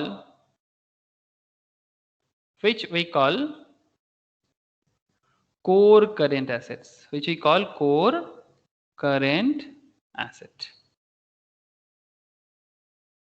okay, which we call core current asset, या फिर इसको हम लोग ऐसे बोल सकते हैं CCA, ठीक है, कोर करंट एसेट्स। क्यों सर? बिकॉज बिजनेस को हमेशा किसी भी बिजनेस को स्टॉक एंड कैश का मेंटेन होना चाहिए। चाहिए कि नहीं चाहिए बोलो? अगर आप बैटरी बिजनेस करते हो, ठीक है, तो आपके पास स्टॉक तो होना चाहिए जिसको आप सेल करोगे। कुछ तो मिनिमम लेवल में मेंटेन करो ताकि आप बिजनेस को आगे बढ़ा पाओ, ठीक है। और सिर्फ स्टॉक होने से ही नहीं चलेगा, बिजनेस को मैनेज करने के लिए यू नीड कैश ऑल्सो। तो मिनिमम लेवल तो आपको मेंटेन करना ही चाहिए, ठीक है। कैश मैनेजमेंट जब करेंगे तब देखेंगे कैश कैसे मैनेज किया जाता है, वो भी वर्किंग कैपिटल मैनेजमेंट का ही पार्ट माना जाता है सर। नहीं, पॉइंट क्या है सर, जिसके बिना, जिसको मिनिमम लेवल पे मेंटेन करना जरूरी है, चाहे आपके पास बड़े से बड़े फैक्ट्री हो, ठीक है, आपके पास बड़ा से बड़ा ऑफिस हो, but you don't have a stock, you don't have a cash, then how will you run your business? Do you all get my point sir? समझ में आ रहा है आप लोगों को? आपके पास बड़ा लैंड है, बड़ा बड़ा बिल्डिंग है, सभी कुछ है, you have lots of fixed assets, but you don't have a current, मतलब core current assets, like you don't have stock, you don't have a cash properly, ताकि आप बिजनेस को प्रॉपरली मैनेज कर पाओ। तो ऐसे हालत में आपका बिजनेस के लिए सिचुएशंस क्या हो जाएगा सर? खराब होगा कि नहीं होगा? हाँ मैं आपको एक स्टॉक के बारे में बताता हूं। आप लोग इस कंपनी के बारे में सुने हो सर, जेट एयरवेज? हाँ हाँ सर। चलो सर देखते हैं। ये कंपनी करेंटली नॉन ऑपरेटिव है, मतलब बिजनेस ऑन है, स्टॉक मार्केट में भी चल रहा है, बट इसका जो ऑपरेशन है वो करेंटली ऑफ है सर, ठीक है। अगर अब इस बिजनेस का मैं आपको थोड़ा सा रेवेन्यू या कैश डिटेल्स में लेके चलता हूँ।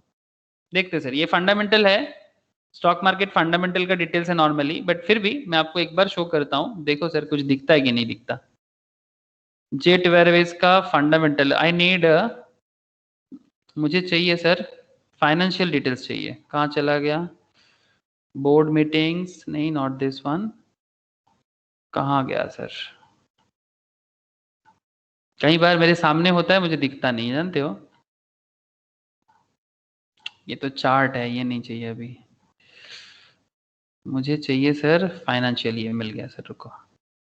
ये देखो सर, बिजनेस का आपको मैं सिचुएशन दिखाता हूँ, आपको मैं इनकम स्टेटमेंट दिखाता हूँ तो आपको थोड़ा आइडिया होगा। प्रॉफिट देखो, आप प्रॉफिट देखो बिजनेस का, नेगेटिव है ना सर? बिजनेस का प्रॉफिट देख पा रहे सर आप? ये 2018 से लेके मार्च 2019 तक का डेटा है आपके पास, आप लोगों को दिखाई दे रहा है। 1036 करोड़ का लॉस, 1300 करोड़ का लॉस, 1297 करोड़ का लॉस, 587 करोड़ का लॉस, इस 19 के 2327 का लॉस। ठीक है, लॉस मेकिंग बिजनेस चल रहा है इसका। सेल्स जो भी हुआ है उससे एक्सपेंडिचर कहीं ज्यादा हो रहा है। सिंपल बात है, जब मेरा आमदनी 98 हो और खर्चा रुपया हो, ठीक है, मतलब you want 50 पैसा and your expenditure is 1 rupees, then you will get a loss। Simple बात है, लेकिन सिंपल बात कई बार समझ में आना बहुत मुश्किल हो जाता है। इसका मैं आपको कैश फ्लो दिखाता हूँ। देखिए सर, कैश फ्लो में क्या आ रहा है, ये देखो sir, cash flow, net cash flow. आप लोग तो कैश फ्लो स्टेटमेंट कम ज्यादा किए होंगे सर आप लोग। 14 में अच्छा हालत था सर, 153 करोड़ का पॉजिटिव कैश फ्लो था, फिर 660, फिर देखो नेगेटिव में चला गया 645 करोड़ का, फिर 17 में थोड़ा रिकवर किया था, उसके बाद फिर से 216 करोड़ का नेगेटिव हो गया। देख पा रहे सर आप लोग, operating activity, investing activity, financing activity. हाँ सर, हाँ सर, ना सर, या हाँ सर? हाँ हाँ हाँ, ओके, दिखाई दिया सबको। मतलब बिजनेस चलाने के लिए आपके पास हमेशा कुछ चीजें जरूरी है ना सर, जैसे कैश या स्टॉक वगैरह का जरूरत है। जैसे देखो, ये तो जेट एयरवेज है, इसके लिए स्टॉक क्या है? इसके लिए स्टॉक इसका सर्विस है। लेकिन इसका मेन प्रॉब्लम क्या हो जा रहा है सर? इसका मेन प्रॉब्लम हो जा रहा है कि ये जो बिजनेस कर रहा है, इसका जो सेल्स है, इससे ज्यादा इसका एक्सपेंडिचर है। ऐसे देखो सर, एयरवेज बिजनेस जो होता है ना, ये थोड़ा एक्सपेंसिव होता है। कोई कोई होगा जो कभी स्टॉक मार्केट का कोई फंड मतलब एनालिसिस क्लास हुआ था, बहुत दिन हो गया सर, मोस्ट प्रोबब्ली 6 मंथ्स एगो। अगर रोशनी को याद हो सकता है, रोशनी तेरे को याद है, प्रिया को भी मे भी हो सकता है, कि हम लोग वो एयरवेज के ऊपर एक किए थे कि एक एरोप्लेन बिजनेस का प्रॉब्लम क्या है। हाँ, मतलब उसका हाँ हाँ सेल्स ऋषभ भी किया था क्या? चलो बढ़िया है सर। हाँ सर। ओके सर, तो तब तो आप समझ ही रहे हो कि इसका प्रॉब्लम क्या है। लेकिन इस प्रॉब्लम से आगे निकला जा सकता है अगर आप इसके साथ कंपैरिजन करो। जैसे आप जेट एयरवेज के साथ कंपेयर कर सकते हो ना, इंडिगो है, ठीक है, स्पाइस जेट है, ठीक है, इंटरग्लोब एविएशन है, ठीक है।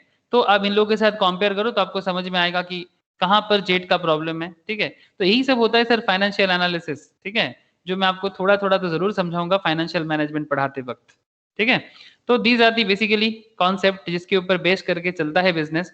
तो इसीलिए core current asset of business बहुत वाइटल माना जाता है सर, ठीक है। कि अगर बिजनेस में कैश या स्टॉक, जिस चीज का आप बिजनेस करते हो, अगर वही आपके पास थोड़ा खराब हालत में हो, और जो कैश है जिसके बिना आप बिजनेस को रन नहीं करा सकते प्रॉपरली, वो अगर मिनिमम लेवल पे भी ना हो, तो this is a threat for the business. Obviously ये बिजनेस के लिए एक थ्रेट बन जाता है। Okay sir, another point, para change करके लिखना सर, इसी पॉइंट में चलेगा बट थोड़ा सा पैरा को चेंज करना है, ठीक है, पॉइंट सेम रहेगा, पैरा चेंज करके लिखना।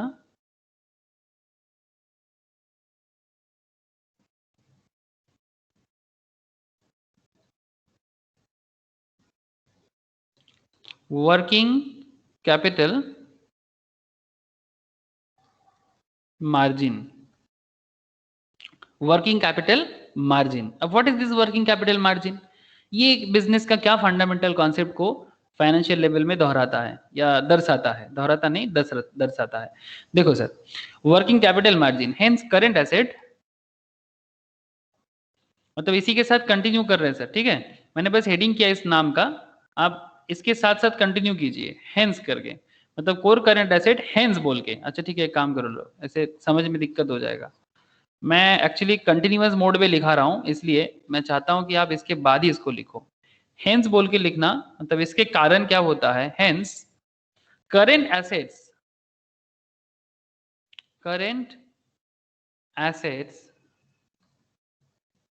current assets are finance, current assets are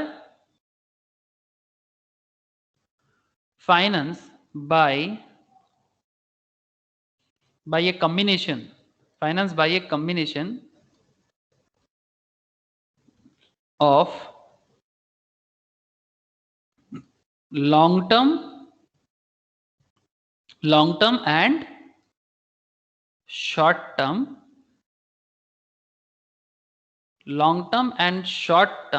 sources, long term and short term sources. Okay,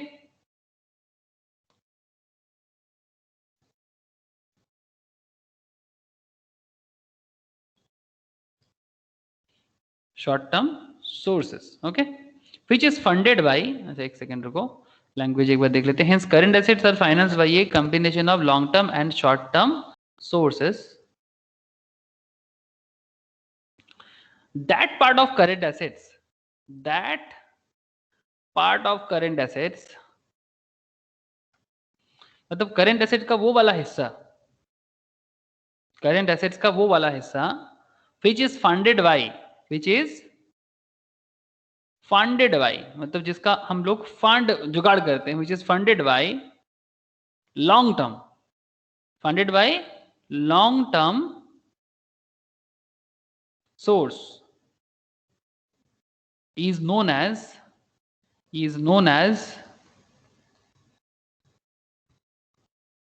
working capital margin, is known as working capital margin.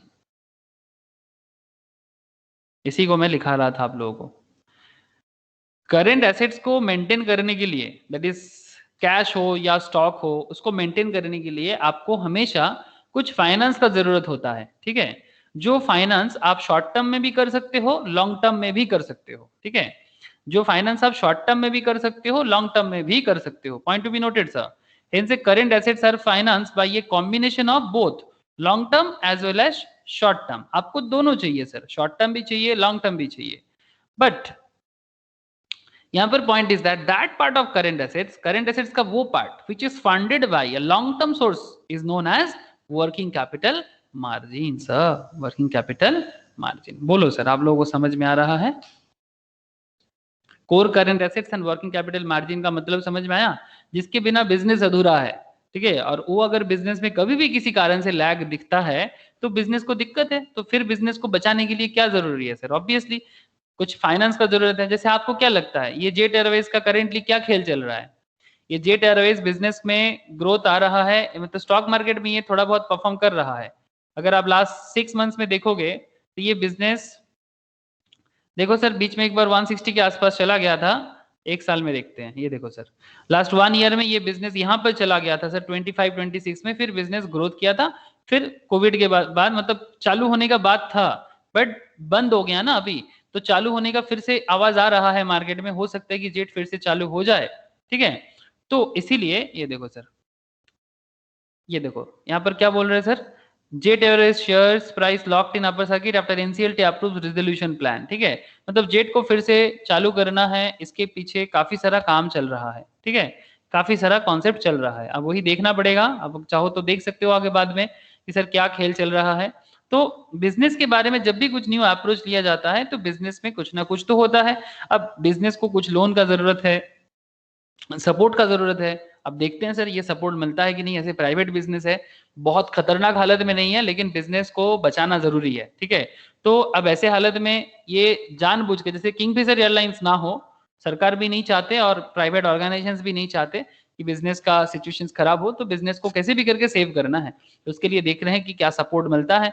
तो वो सपोर्ट क्या होता है? फंड चाहिए होता, लॉन्ग टर्म शॉर्ट टर्म मिलके.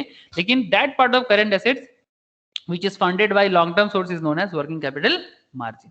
ओके, याद रखिएगा सर. ये सब वाइटल थ्योरेटिकल अप्रोच है फाइनेंस का. थ्योरेटिकल अप्रोच नहीं बोलना चाहिए, actually these are very very practical concept, जिसके बिना फाइनेंस अधूरा है, जिसके बिना फाइनेंस अधूरा है सर. ओके, अच्छा मैं इधर क्यों आ रहा हूँ? बिकॉज यहीं पर मुझे बहुत सारा चीजें अभी बाकी है. नेक्स्ट सर, चलिए आगे बढ़ते हैं. नोट 2, नोट 1 हो गया. अब नोट 2 में कुछ इंपॉर्टेंट एरिया बात करेंगे सर. नोट 2 में लिखिए सर, कंपैरिजन बिटवीन, बहुत वाइटल पॉइंट है सर, कंपैरिजन बिटवीन. एग्जाम में भी बहुत ज्यादा पूछते हैं और रियल लाइफ में भी इसका काम बहुत होता है. कंपैरिजन দেখাচ্ছি, ये वाला. हाँ सर ठीक আছে হয়ে গেছে. Comparison between BOD bank overdraft. BOD means bank overdraft. ठीक है, या फिर आप ऐसे लिखो बैंक ओडी लिखो आप लोग, क्या लिखोगे? बैंक ओडी, बैंक ओडी या ओवरड्राफ्ट लिख सकते हो आप लोग। And CC that is cash credit, ठीक है। बैंक ओडी एंड सीसी का क्या कंपैरिजन हो सकता है? दोनों ही लोन है बट दोनों का कंपैरिजन करना है। चलो पहले सिमिलरिटीज देखते हैं कि बैंक ओडी और सीसी में, आप लोग नाम तो सुने होंगे सर, बैंक ओडी सीसी नाम सुने हो आप लोग रियल लाइफ में? जो अगर बिजनेसमैन फैमिली से कनेक्टेड हो तो बहुत जरूर सुने होंगे, बिकॉज जो भी फैमिलीज में बिजनेस होता है ना, वो ऐसे ओवरड्राफ्ट, कैश क्रेडिट, सीसी, ये सब बहुत बातें करते हैं। सुने होंगे आप लोग, बोलो ना। सर बैंक ओवरड्राफ्ट सुना है, कैश क्रेडिट नहीं सुना? कोई बात नहीं सर, कैश क्रेडिट भी बहुत फेमस कॉन्सेप्ट है। चलो वही लिखाते हैं आपको। The firm is able to withdraw, the firm is able to withdraw funds, मतलब आप चाहो तो फंड्स उठा सकते हो इन एक्सेस ऑफ डिपॉजिट मेड, मतलब अगर आपके बिजनेस से ज्यादा जितना डिपॉजिट है, आप उससे ज्यादा डिपॉजिट से ज्यादा अमाउंट उठा सकते हो। सपोज आपका कुछ एफडी है या सेविंग्स में पैसा है, उसके ऊपर ज्यादा करके आप लोन ले सकते हो। The firm is able to withdraw funds in excess of deposit made up to a certain credit limit, up to a certain credit limit, कुछ क्रेडिट सीलिंग लिमिट दे देता है ना कि आप इससे ज्यादा लोन नहीं ले सकते, सर्टेन क्रेडिट लिमिट। तो हर एक बिजनेसमैन का अपना अपना क्रेडिट लिमिट होता है। जो हजारों में बिजनेस करता है उनका 1000 का लिमिट होगा, जो करोड़ों में बिजनेस करता है उनका करोड़ों का लिमिट होगा, ठीक है। जो लाखों में बिजनेस करता है उसका लाखों का लिमिट होता है, वो डिपेंड करता है। अगर आप क्रेडिट कार्ड भी यूज करते होंगे, आप लोगों में से कोई भी या फैमिली में कोई है, तो क्रेडिट कार्ड का हर एक का सेम नहीं होता सर, लिमिट होता है। क्या मैं सही बोल रहा हूँ सर? हाँ सर, क्रेडिट कार्ड तो हाँ आप सर। लोग यूज हाँ करते सर। होंगे, है ना। क्रेडिट कार्ड का लिमिट होता है, सभी का सेम नहीं होता, ठीक है। इनकम के बेसिस पे डिपेंड करता है आपका, मतलब पेमेंट कैपेबिलिटीज पे डिपेंड करता है, जिसको हम लोग बोलते हैं सर क्रेडिट वर्दीनेस। ओके, कि किसका कितना क्रेडिट वर्दी है, कौन कितना क्रेडिट वर्दी है, मतलब आप अपना लोन पे करने के लिए कितना सामर्थ है सर, सिंपल बात है, एबल या सामर्थ है आप, ठीक है, उसके ऊपर डिपेंड करता है आपका लिमिट। तो ये क्रेडिट लिमिट चेंजेस होता है subject to person, subject to business. Okay, the best part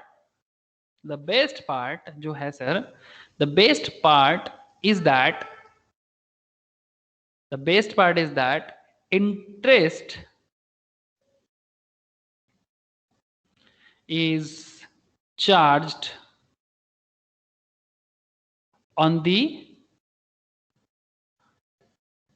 actual utilization,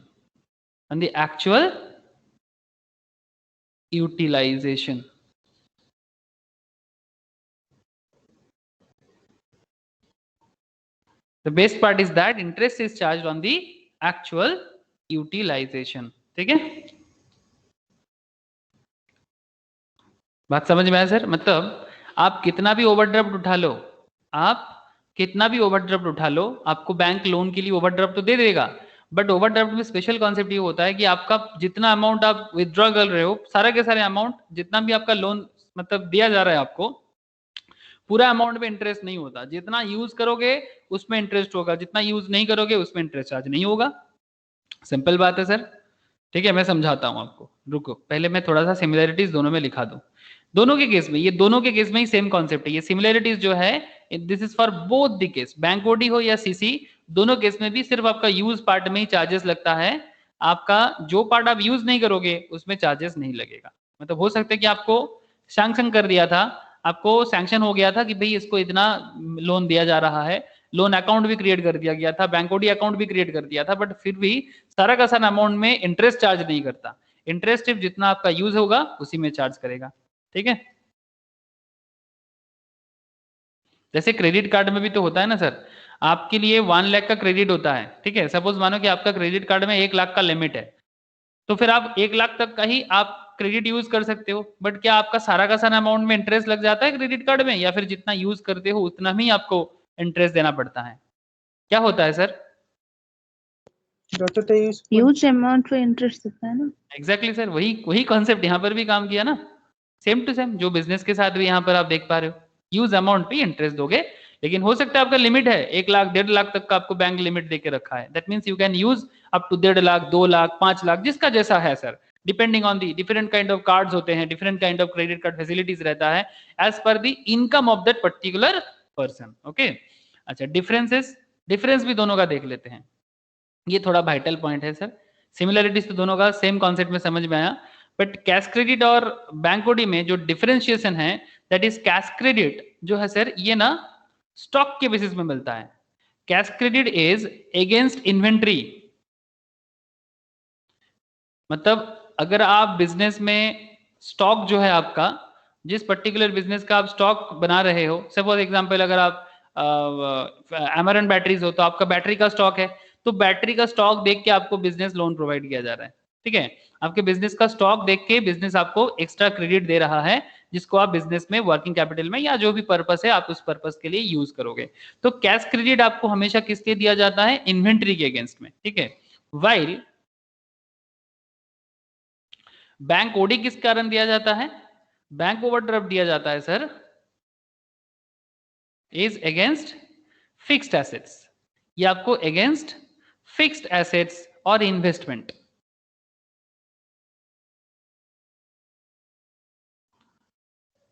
ये कॉन्सेप्ट माना जाता है सर। आपका कोई फिक्स्ड एसेट्स हो या फिर आपका कोई इन्वेस्टमेंट हो, शेयर मार्केट इन्वेस्टमेंट भी होता है, शेयर के अगेंस्ट में भी लोन मिलता है सर।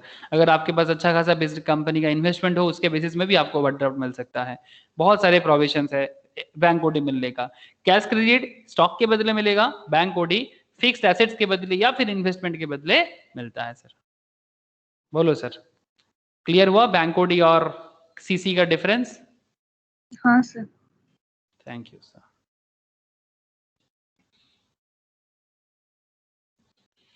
सभी को समझ में आया ना सर? ज्योति का बहुत देर तक मुझे साउंड नहीं आया। रोशनी बोलो सर। है दादा। यस और सर। एसेट फिर कौन की लिखा सर? कहाँ रे? लास्ट है। लास्ट है फिक्स एसेट्स और इन्वेस्टमेंट्स। अच्छा। फिक्स एसेट्स और investments, okay. Now there is another kind of short term instrument बोल सकते हैं। ये सब इंस्ट्रूमेंट है जिसके थ्रू से बिजनेस को फाइनेंस मिलता है सर, ठीक है। ये सब शॉर्ट टर्म इंस्ट्रूमेंट बोल सकते हैं आप, कैश क्रेडिट, बैंक ओडी, ठीक है। बिजनेस को फाइनेंस चाहिए जिसके कारण ये सब इंस्ट्रूमेंट को यूज किया जाता है। तो जैसे ये एक इंस्ट्रूमेंट हम लोगों ने देखा, ठीक है, ये इंस्ट्रूमेंट हम लोगों ने देखा नोट 2 के अंदर, सीसी एंड ओडी, ठीक है। लेकिन सर और भी तो कुछ कॉन्सेप्ट है जिसकी बात करना चाहिए। जैसे एक और एक इंटरेस्टिंग पॉइंट में हम लोगों ने बात किया था, अगर आप थोड़ा सा ध्यान दो,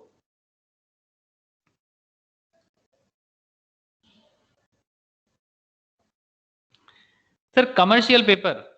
2 मिनट पहले जब नेटवर्किंग कैपिटल का नोट्स लिख रहे थे, मतलब कॉन्सेप्ट समझ रहे थे, तो हम लोग वहां पर एक कॉन्सेप्ट लिखे थे सर, कॉमर्शियल पेपर, है ना सर? देखो चेक करके। हाँ सर। अब ये कॉमर्शियल पेपर है क्या? Big question, what is this commercial paper sir? Sir commercial paper is a short term, okay. Commercial paper is a short term, ये भी एक शॉर्ट टर्म इंस्ट्रूमेंट है। कैपिटल मार्केट इंस्ट्रूमेंट बोलते हैं सर, या money market, capital market नहीं sir, money market instrument के लिए बहुत जाने जाते हैं। शॉर्ट टर्म इंस्ट्रूमेंट, ठीक है, जिसको क्या किया जाता है sir, short term, that is money market instrument. Actually आप लोग जानते होंगे सर, इंडिया का जो फाइनेंशियल मार्केट है ना, मैं आपको बस ऐसे राफ बता रहा हूं सर, फाइनेंशियल मार्केट को 2 हिस्सों से तोड़ा जाता है। One is called money market, another is called capital market, ठीक है। मनी मार्केट से पैसा रेज करने का कुछ तरीका होता है, ठीक है, और कैपिटल मार्केट से पैसा रेज करने का कुछ तरीका होता है। जैसे जो शेयर मार्केट है वो कैपिटल मार्केट का पार्ट माना जाता है सर, ठीक है। और ये सब जो मैं अभी बता रहा हूँ ये सब मनी मार्केट का इंस्ट्रूमेंट है। लोन वगैरह हो गया, शॉर्ट टर्म बोरोइंग्स हो गया, कमर्शियल पेपर्स हो गया, टी बिल, ट्रेजरी बिल हो गया, बहुत सारे होते हैं मनी मार्केट का। मैं अभी फाइनेंशियल डेटा तो भी बाद में आप लोगों को एक नोट्स प्रोवाइड कर दूंगा जिसमें आपको फाइनेंशियल मार्केट का जो भी थ्योरेटिकल है, मैं कुछ थ्योरी ऑलरेडी लिखा है आप लोगों को, और भी कुछ थ्योरेटिकल कॉन्सेप्ट है जो मैं आप लोगों को एक बार बता दूंगा कि फाइनेंशियल मार्केट में, money market and capital market में क्या क्या सोर्स है जिसके थ्रू से पैसा बिजनेस रेज कर सकता है। ओके सर, तो ये कमर्शियल पेपर जो है, ये कमर्शियल पेपर, इसका एक स्पेशलिटी है। कमर्शियल पेपर का एक स्पेशलिटी है, commercial paper is a short term, okay, that is a money market, that is a money market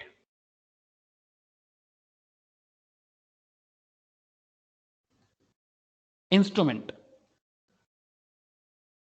money market instrument that a company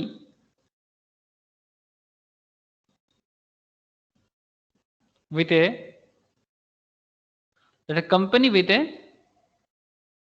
high credit, company with a high credit rating, ठीक है, जिसका credit rating बहुत high हो, company with a high credit rating issues in the market, जिसका credit rating बहुत high हो वही issue कर सकता है market place to raise short term funds, to raise short term funds.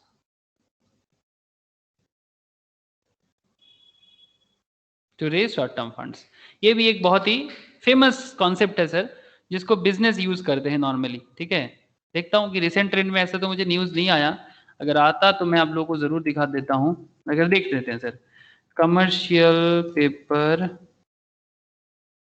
News कुछ है क्या?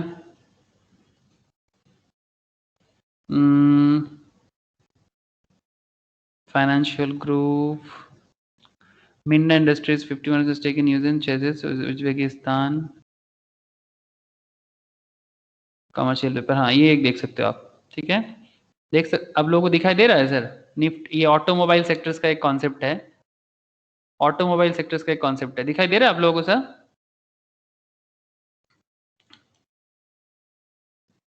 हेलो, हाँ सर। ओके सर, आप देख सकते हो sir, Minda industries wins bid for 51% stake in Uzbekistan chassis Uzbekistan, ठीक है, for INR 58 crore. The Uzbekistan government is liberalizing the economy and divesting its stake in some of the government controlled entities like Chase through an auction process. इसमें इनका कुछ commercial paper का ही खेल हुआ है, you can see it here. Auto component major Minda Industries has owned the bid to acquire 15% stake in automotive lighting manufacturer Uzbek Chase, government control, Uzbek government liberalizing automobile. Just a second, yes. Last week Minda industries raise 50 crore through issues of commercial papers, दिखाई दे रहा है आप लोगों को? मतलब ये जो करंटली ये कुछ ऑटोमोबाइल बिजनेस के थ्रू से उज्बेकिस्तान का कुछ गवर्नमेंट के साथ कंपनीज का कुछ डील हुआ है, लेकिन you can see it here कि Minda industries raise 50 crore through issue of commercial paper. Minda Industries has issued the commercial paper of 50 crore with the allotment date as 17 June 2021, ठीक है, मतलब इसी मंथ का है, and due for maturity is August 11, 2021. कितना दिन के अंदर हुआ सर? कितना दिन के अंदर आप ये इस इशू को मैच्योर कर देगा? 3 महीना ना, जून जुलाई अगस्त, 2 महीना, जून 17 जून जुलाई 2 मंथ्स का है, दिखाई दे रहा है आप लोगों को? हाँ सर, हाँ सर, हाँ सर, एग्जैक्टली, सब रियल लाइफ कॉन्सेप्ट है सर कि 50 करोड़ इशू किया, वो भी 2 मंथ्स के अंदर इसका पूरा का पूरा इशू को ये कंप्लीट करेगा, मतलब 50 करोड़ लिया तो पे भी करना पड़ेगा। तो शॉर्ट टर्म लोन पे करना दम चाहिए होता है सर, शॉर्ट टर्म में 2 महीने में 50 करोड़ देने के लिए दम बहुत चाहिए होगा, ये सर नो सर?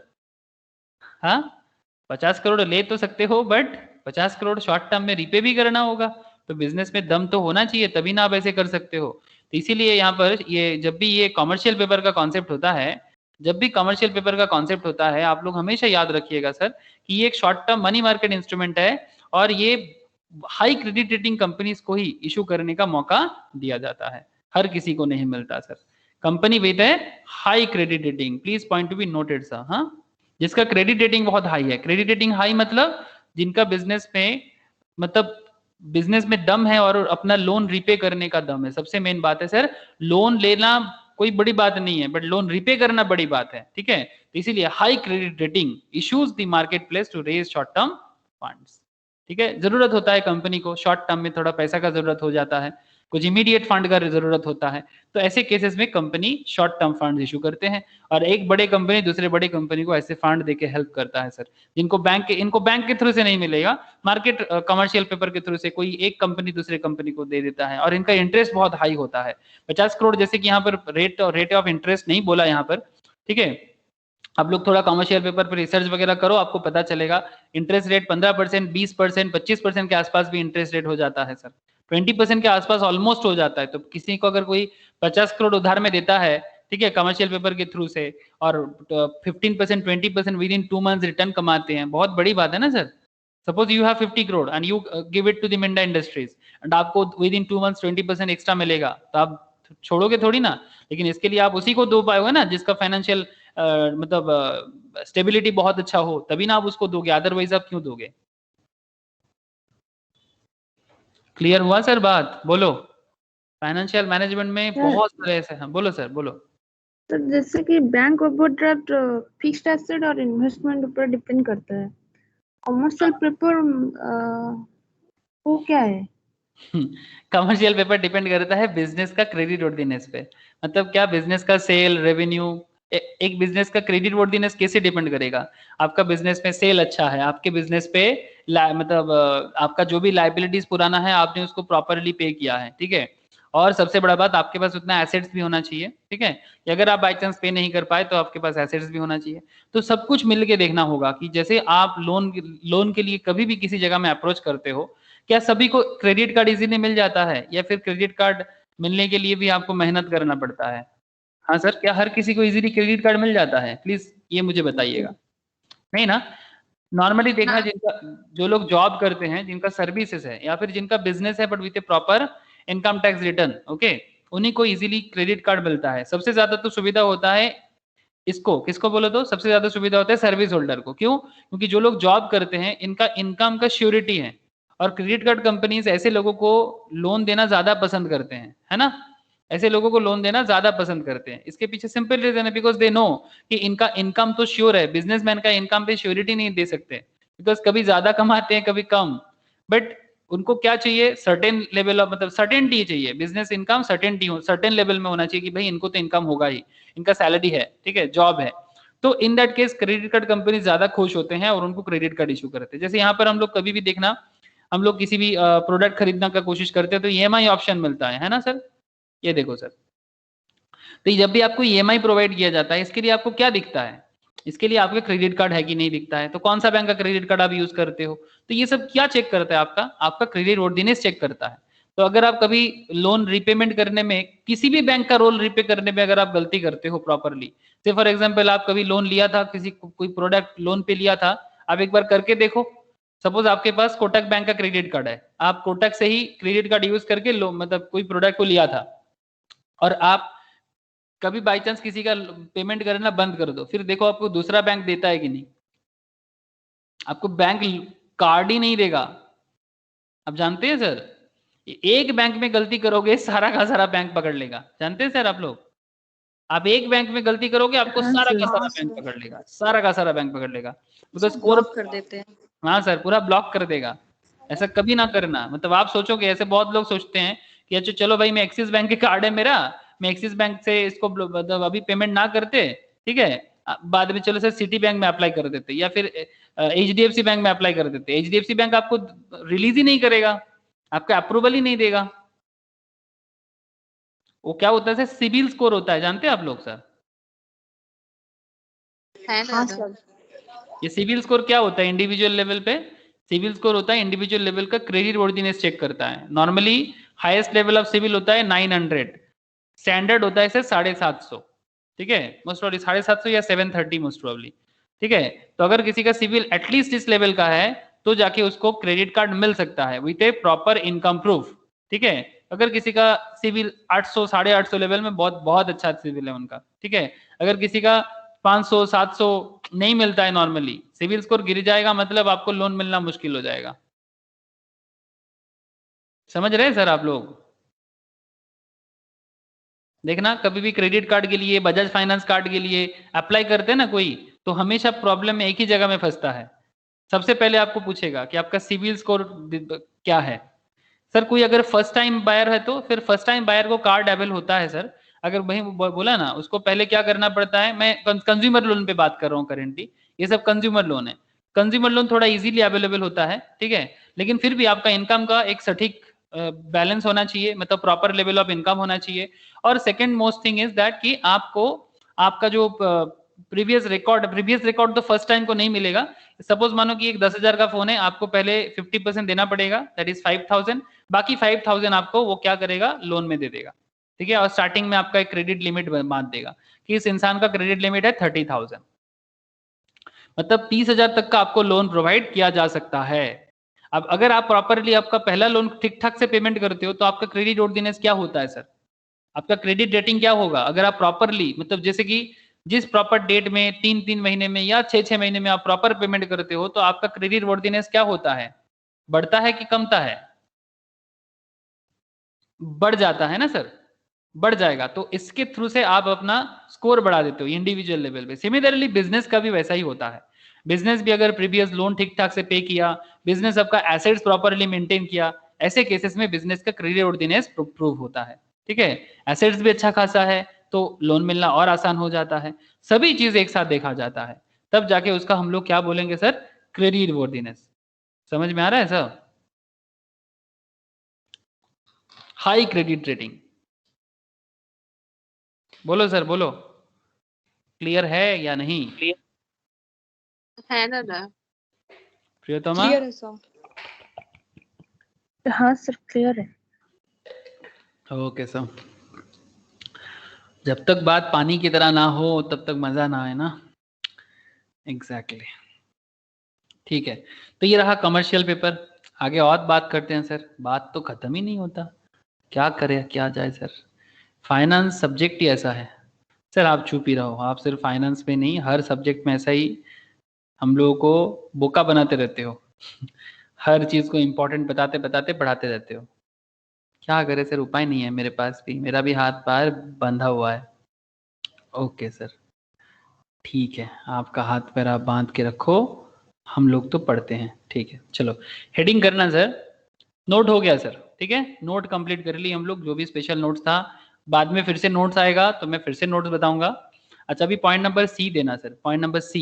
ठीक है, पॉइंट नंबर सी मतलब ए में हम लोगों ने मोस्ट प्रोबेबली क्या किया था, पॉइंट नंबर ए में हम लोगों ने ग्रॉस वर्किंग कैपिटल किया था, पॉइंट नंबर बी में नेट वर्किंग कैपिटल किया था, और पॉइंट नंबर सी में हम लोग करने जा रहे हैं सर, हम लोग ये एक पॉइंट के बारे में डिस्कस करके आ रहे थे स्टार्टिंग से, वर्किंग कैपिटल गैप, है ना? Working capital gap, very very important questions for exam purpose also. इसका फॉर्मूला क्या है? इसका फॉर्मूला है, बिजनेस का जो करेंट एसेट्स होते हैं, बिजनेस पे जो करेंट एसेट्स होते हैं, करेंट एसेट में से स्पॉन्टेनियस करेंट लायबिलिटी को माइनस कर दो। स्पॉन्टेनियस करेंट लायबिलिटी को माइनस कर दो सर। स्पॉन्टेनियस मतलब जो बिजनेस का कोर बिजनेस से डेवलप होता है, इसको स्पॉन्टेनियस बोलते हैं। नॉन स्पॉन्टेनियस मतलब जो डेलिबरेट डिसीजन से होता है। तो आप लोगों को याद है, हम लोग जो एग्जाम्पल लेके चल रहे थे, हमारे एग्जाम्पल में कितने का स्पॉन्टेनियस करंट लायबिलिटी था सर? 80। और बिजनेस पे कितने का करंट एसेट था? कितने का करंट एसेट था? 500 ना sir, current assets, current asset 500 ना सर। तो एग्जैक्टली अब क्या करना है कि इस 500 से लेस कर दो। मैं आपको अभी जो सिखाया उसका मतलब क्या हो गया कि आपके पास जो करंट एसेट्स है वहां से आप स्पॉन्टेनियस करंट लायबिलिटी को लेस करो। दैट मीन्स आपका कुछ ऐसा हो जाएगा हिसाब, sorry okay, 500 minus 80, okay 500 minus 80। अब इसका मतलब क्या हो गया, 420 लाख। ये 420 लाख क्या है? What is this 420 lakh? इस 420 लाख का मतलब क्या है? This is the amount sir, this is the amount. Sir बोलो सर। मेरे को कुछ दिखाई नहीं दे रहा स्क्रीन का।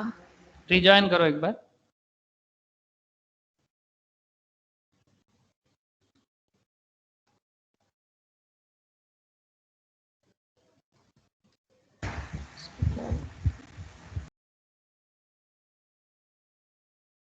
रिजॉइन किया ज्योति आपने?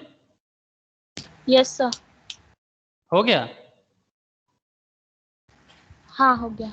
अब स्क्रीन दिख रहा है? स्क्रीन नहीं, आप दिख रहा है। अब देखो,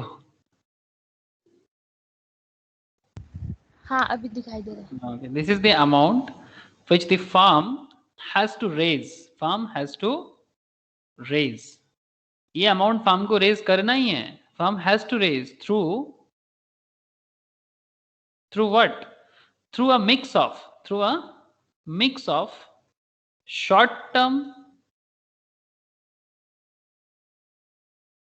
and long term. Short term and long term. What? Short term and long term finance. Okay? Sir बोलो सर. सर 2 लाइन लिखा नहीं मैंने, हाँ हाँ थोड़ा हाँ. नीचे कीजिए ना।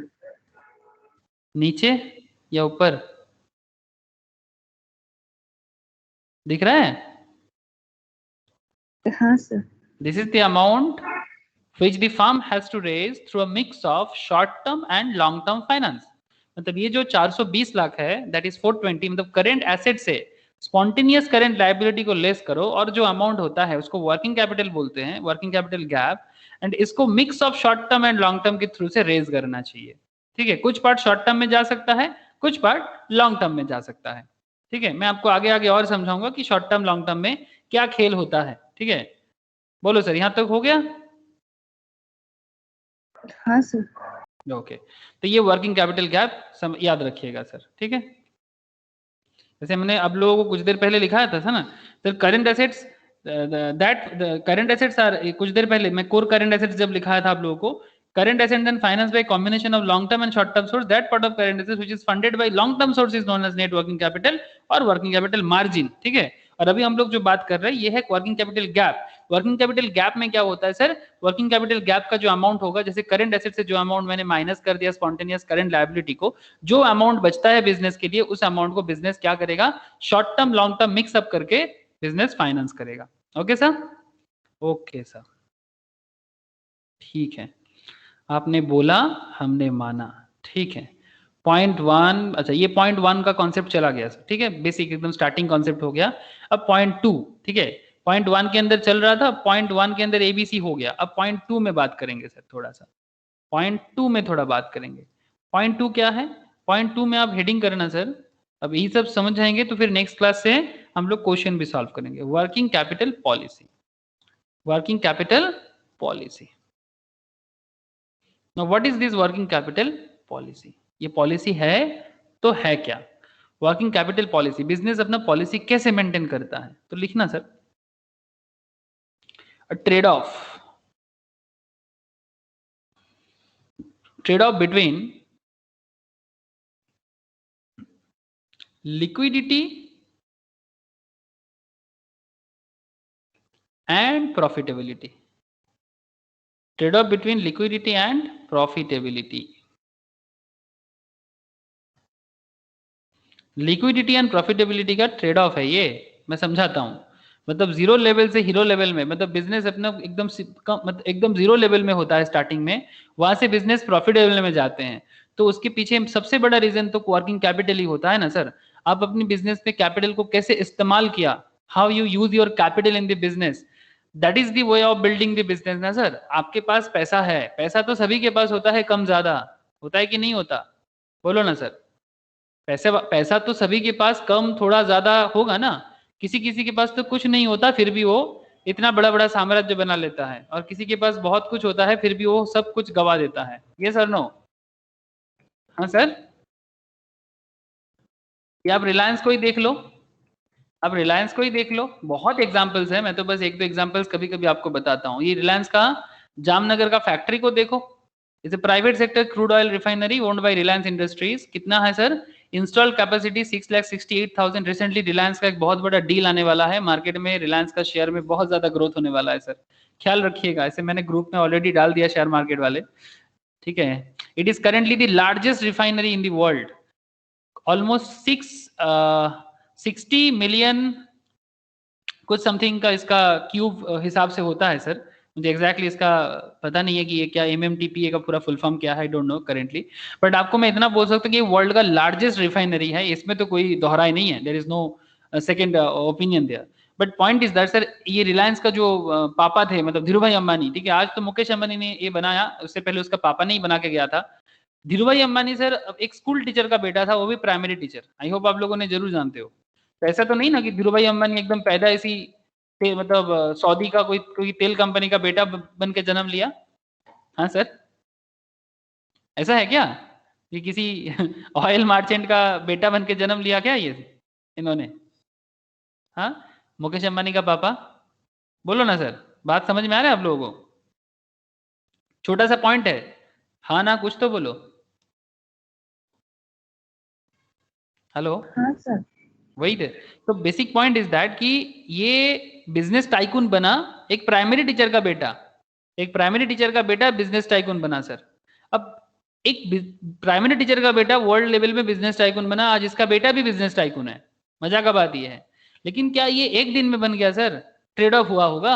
अपना छोटा छोटा वर्किंग कैपिटल को यूज करके बिजनेस में दिमाग लगा के तब जाके आज अंबानी अंबानी बना है। लोग जलते हैं, जलने दो, ठीक है। नॉट जस्ट अंबानी, अदानी का भी कहानी बहुत ही फेमस है। अगर आप लोग अदानी में भी देखोगे, अदानी इज ऑल्सो, गौतम अदानी का भी कहानी कोई छोटा मोटा नहीं है, ठीक है। वो भी बहुत ही मेहनत करके बिजनेसमैन बना है। तो कोई भी businessman, not just even Tata also, Tata का भी एक बहुत दिलचस्प कहानी है। तो हर एक बड़े इंसान के पीछे बहुत अच्छा अच्छा और बहुत ही इंस्पिरेशनल कहानी होता है। Point is that sir, trade off इसी को बोलते हैं बेसिकली। आपके पास जो भी पूंजी है, आपके पास जो भी बिजनेस करने का कैपिटल आपके पास होता है, आप उसको किस तरह से ट्रेड ऑफ करते हो, कैसे आप उस पे बिजनेस को चला पाते हो, और किस तरह से लिक्विडिटी एंड प्रॉफिटेबिलिटी का जो ब्रिज है इसको कंप्लीट करते हो।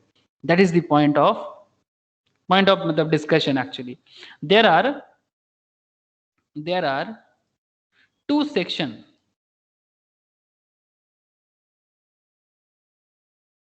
इन वर्किंग कैपिटल। वर्किंग कैपिटल का दो सेक्शन होता है sir. There are two section in working capital policy.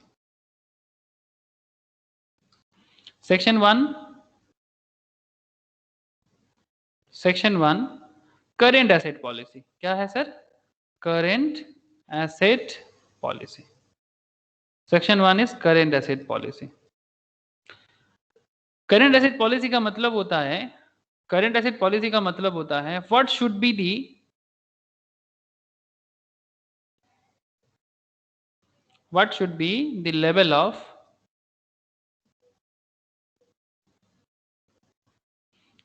level of current assets। Current asset business में कितना मेंटेन करना चाहिए, ये पहला क्वेश्चन है। दूसरा एक सवाल का जवाब बिजनेस ढूंढते हैं, कितना करेंट एसेट चाहिए, लाइक कैश, डेटर, स्टॉक, कितना चाहिए बिजनेस को। एंड सेक्शन 2, ये और एक सवाल बिजनेस के सामने खड़ा हो जाता है, that is what mix of short term and long term, short term and long term fund, what mix of short term and long term fund should be used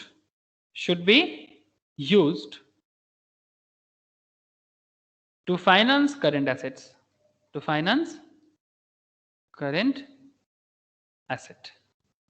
मतलब आपके पास जो करेंट एसेट्स है उसको आप किस तरह का शॉर्ट टर्म और लॉन्ग टर्म फाइनेंस के थ्रू से फाइनेंस करोगे, ठीक है। एक्चुअली क्या चाहिए, इसका मतलब एक्चुअल में क्या है, वर्किंग कैपिटल गैप।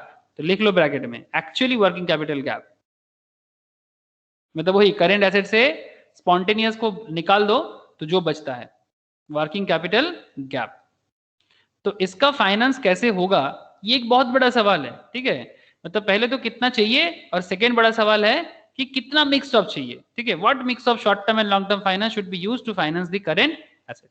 ये दो सवाल का जवाब ढूंढना है। अब इसी जवाब को ढूंढते हुए हम लोगों को क्या बिल्ड करना है सर, इस जवाब को ढूंढते हुए हम लोगों को बिल्ड करना है सर करेंट एसेट पॉलिसी, ठीक है। तो सेक्शन 1 का हेडिंग करके रख लो, हेडिंग करो सर करेंट एसेट पॉलिसी। अब कल क्या होगा सर, आज तो इतना ही रखूंगा मैं। करेंट एसेट पॉलिसी को कल के क्लास पे हम लोग डिस्कशन करेंगे प्रॉपरली कि एक बिजनेस में करेंट एसेट पॉलिसी कैसे बनाना चाहिए। इसके रिगार्डिंग मैथमेटिक्स मतलब कैलकुलेशंस भी होगा, फाइनेंशियल मैथ्स, कि बिजनेस कैसे अपना करेंट एसेट पॉलिसी को यूज करता है। इसका थ्योरेटिकल मतलब कॉन्सेप्चुअल एंड प्रैक्टिकल दोनों कल के क्लास में हम लोग सॉल्व करेंगे। ओके सर, बोलो सर, समझ में आया आप लोगों को क्लास? मतलब वर्किंग कैपिटल का कॉन्सेप्ट समझ में आ रहा है? ओके, ऋषभ, प्रीतम, ज्योति, मौसुमी, प्रिया, बोलो प्रियतमा, क्लियर हुआ ना जितना हुआ? ओके सर, ठीक है। तो कल के क्लास में प्रैक्टिकल्स होगा तो समझ में आएगा सर किसको कितना समझ में आया, ठीक है। जो भी समझ रहे हो कॉन्सेप्ट समझ में रखो दिमाग में, वही कॉन्सेप्ट को जब कैलकुलेशन करेंगे तो ज्यादा समझ में आएगा। ठीक है, तो कल होगा कैलकुलेशन। ठीक है, ओके सर, आज फिर इतना ही है। बाय, फिर टाटा सबको। टाटा दादा। Bye sir. Bye bye sir. Bye sir, bye. Sir रखছি। हाँ टाटा प्रीतम, टाटा।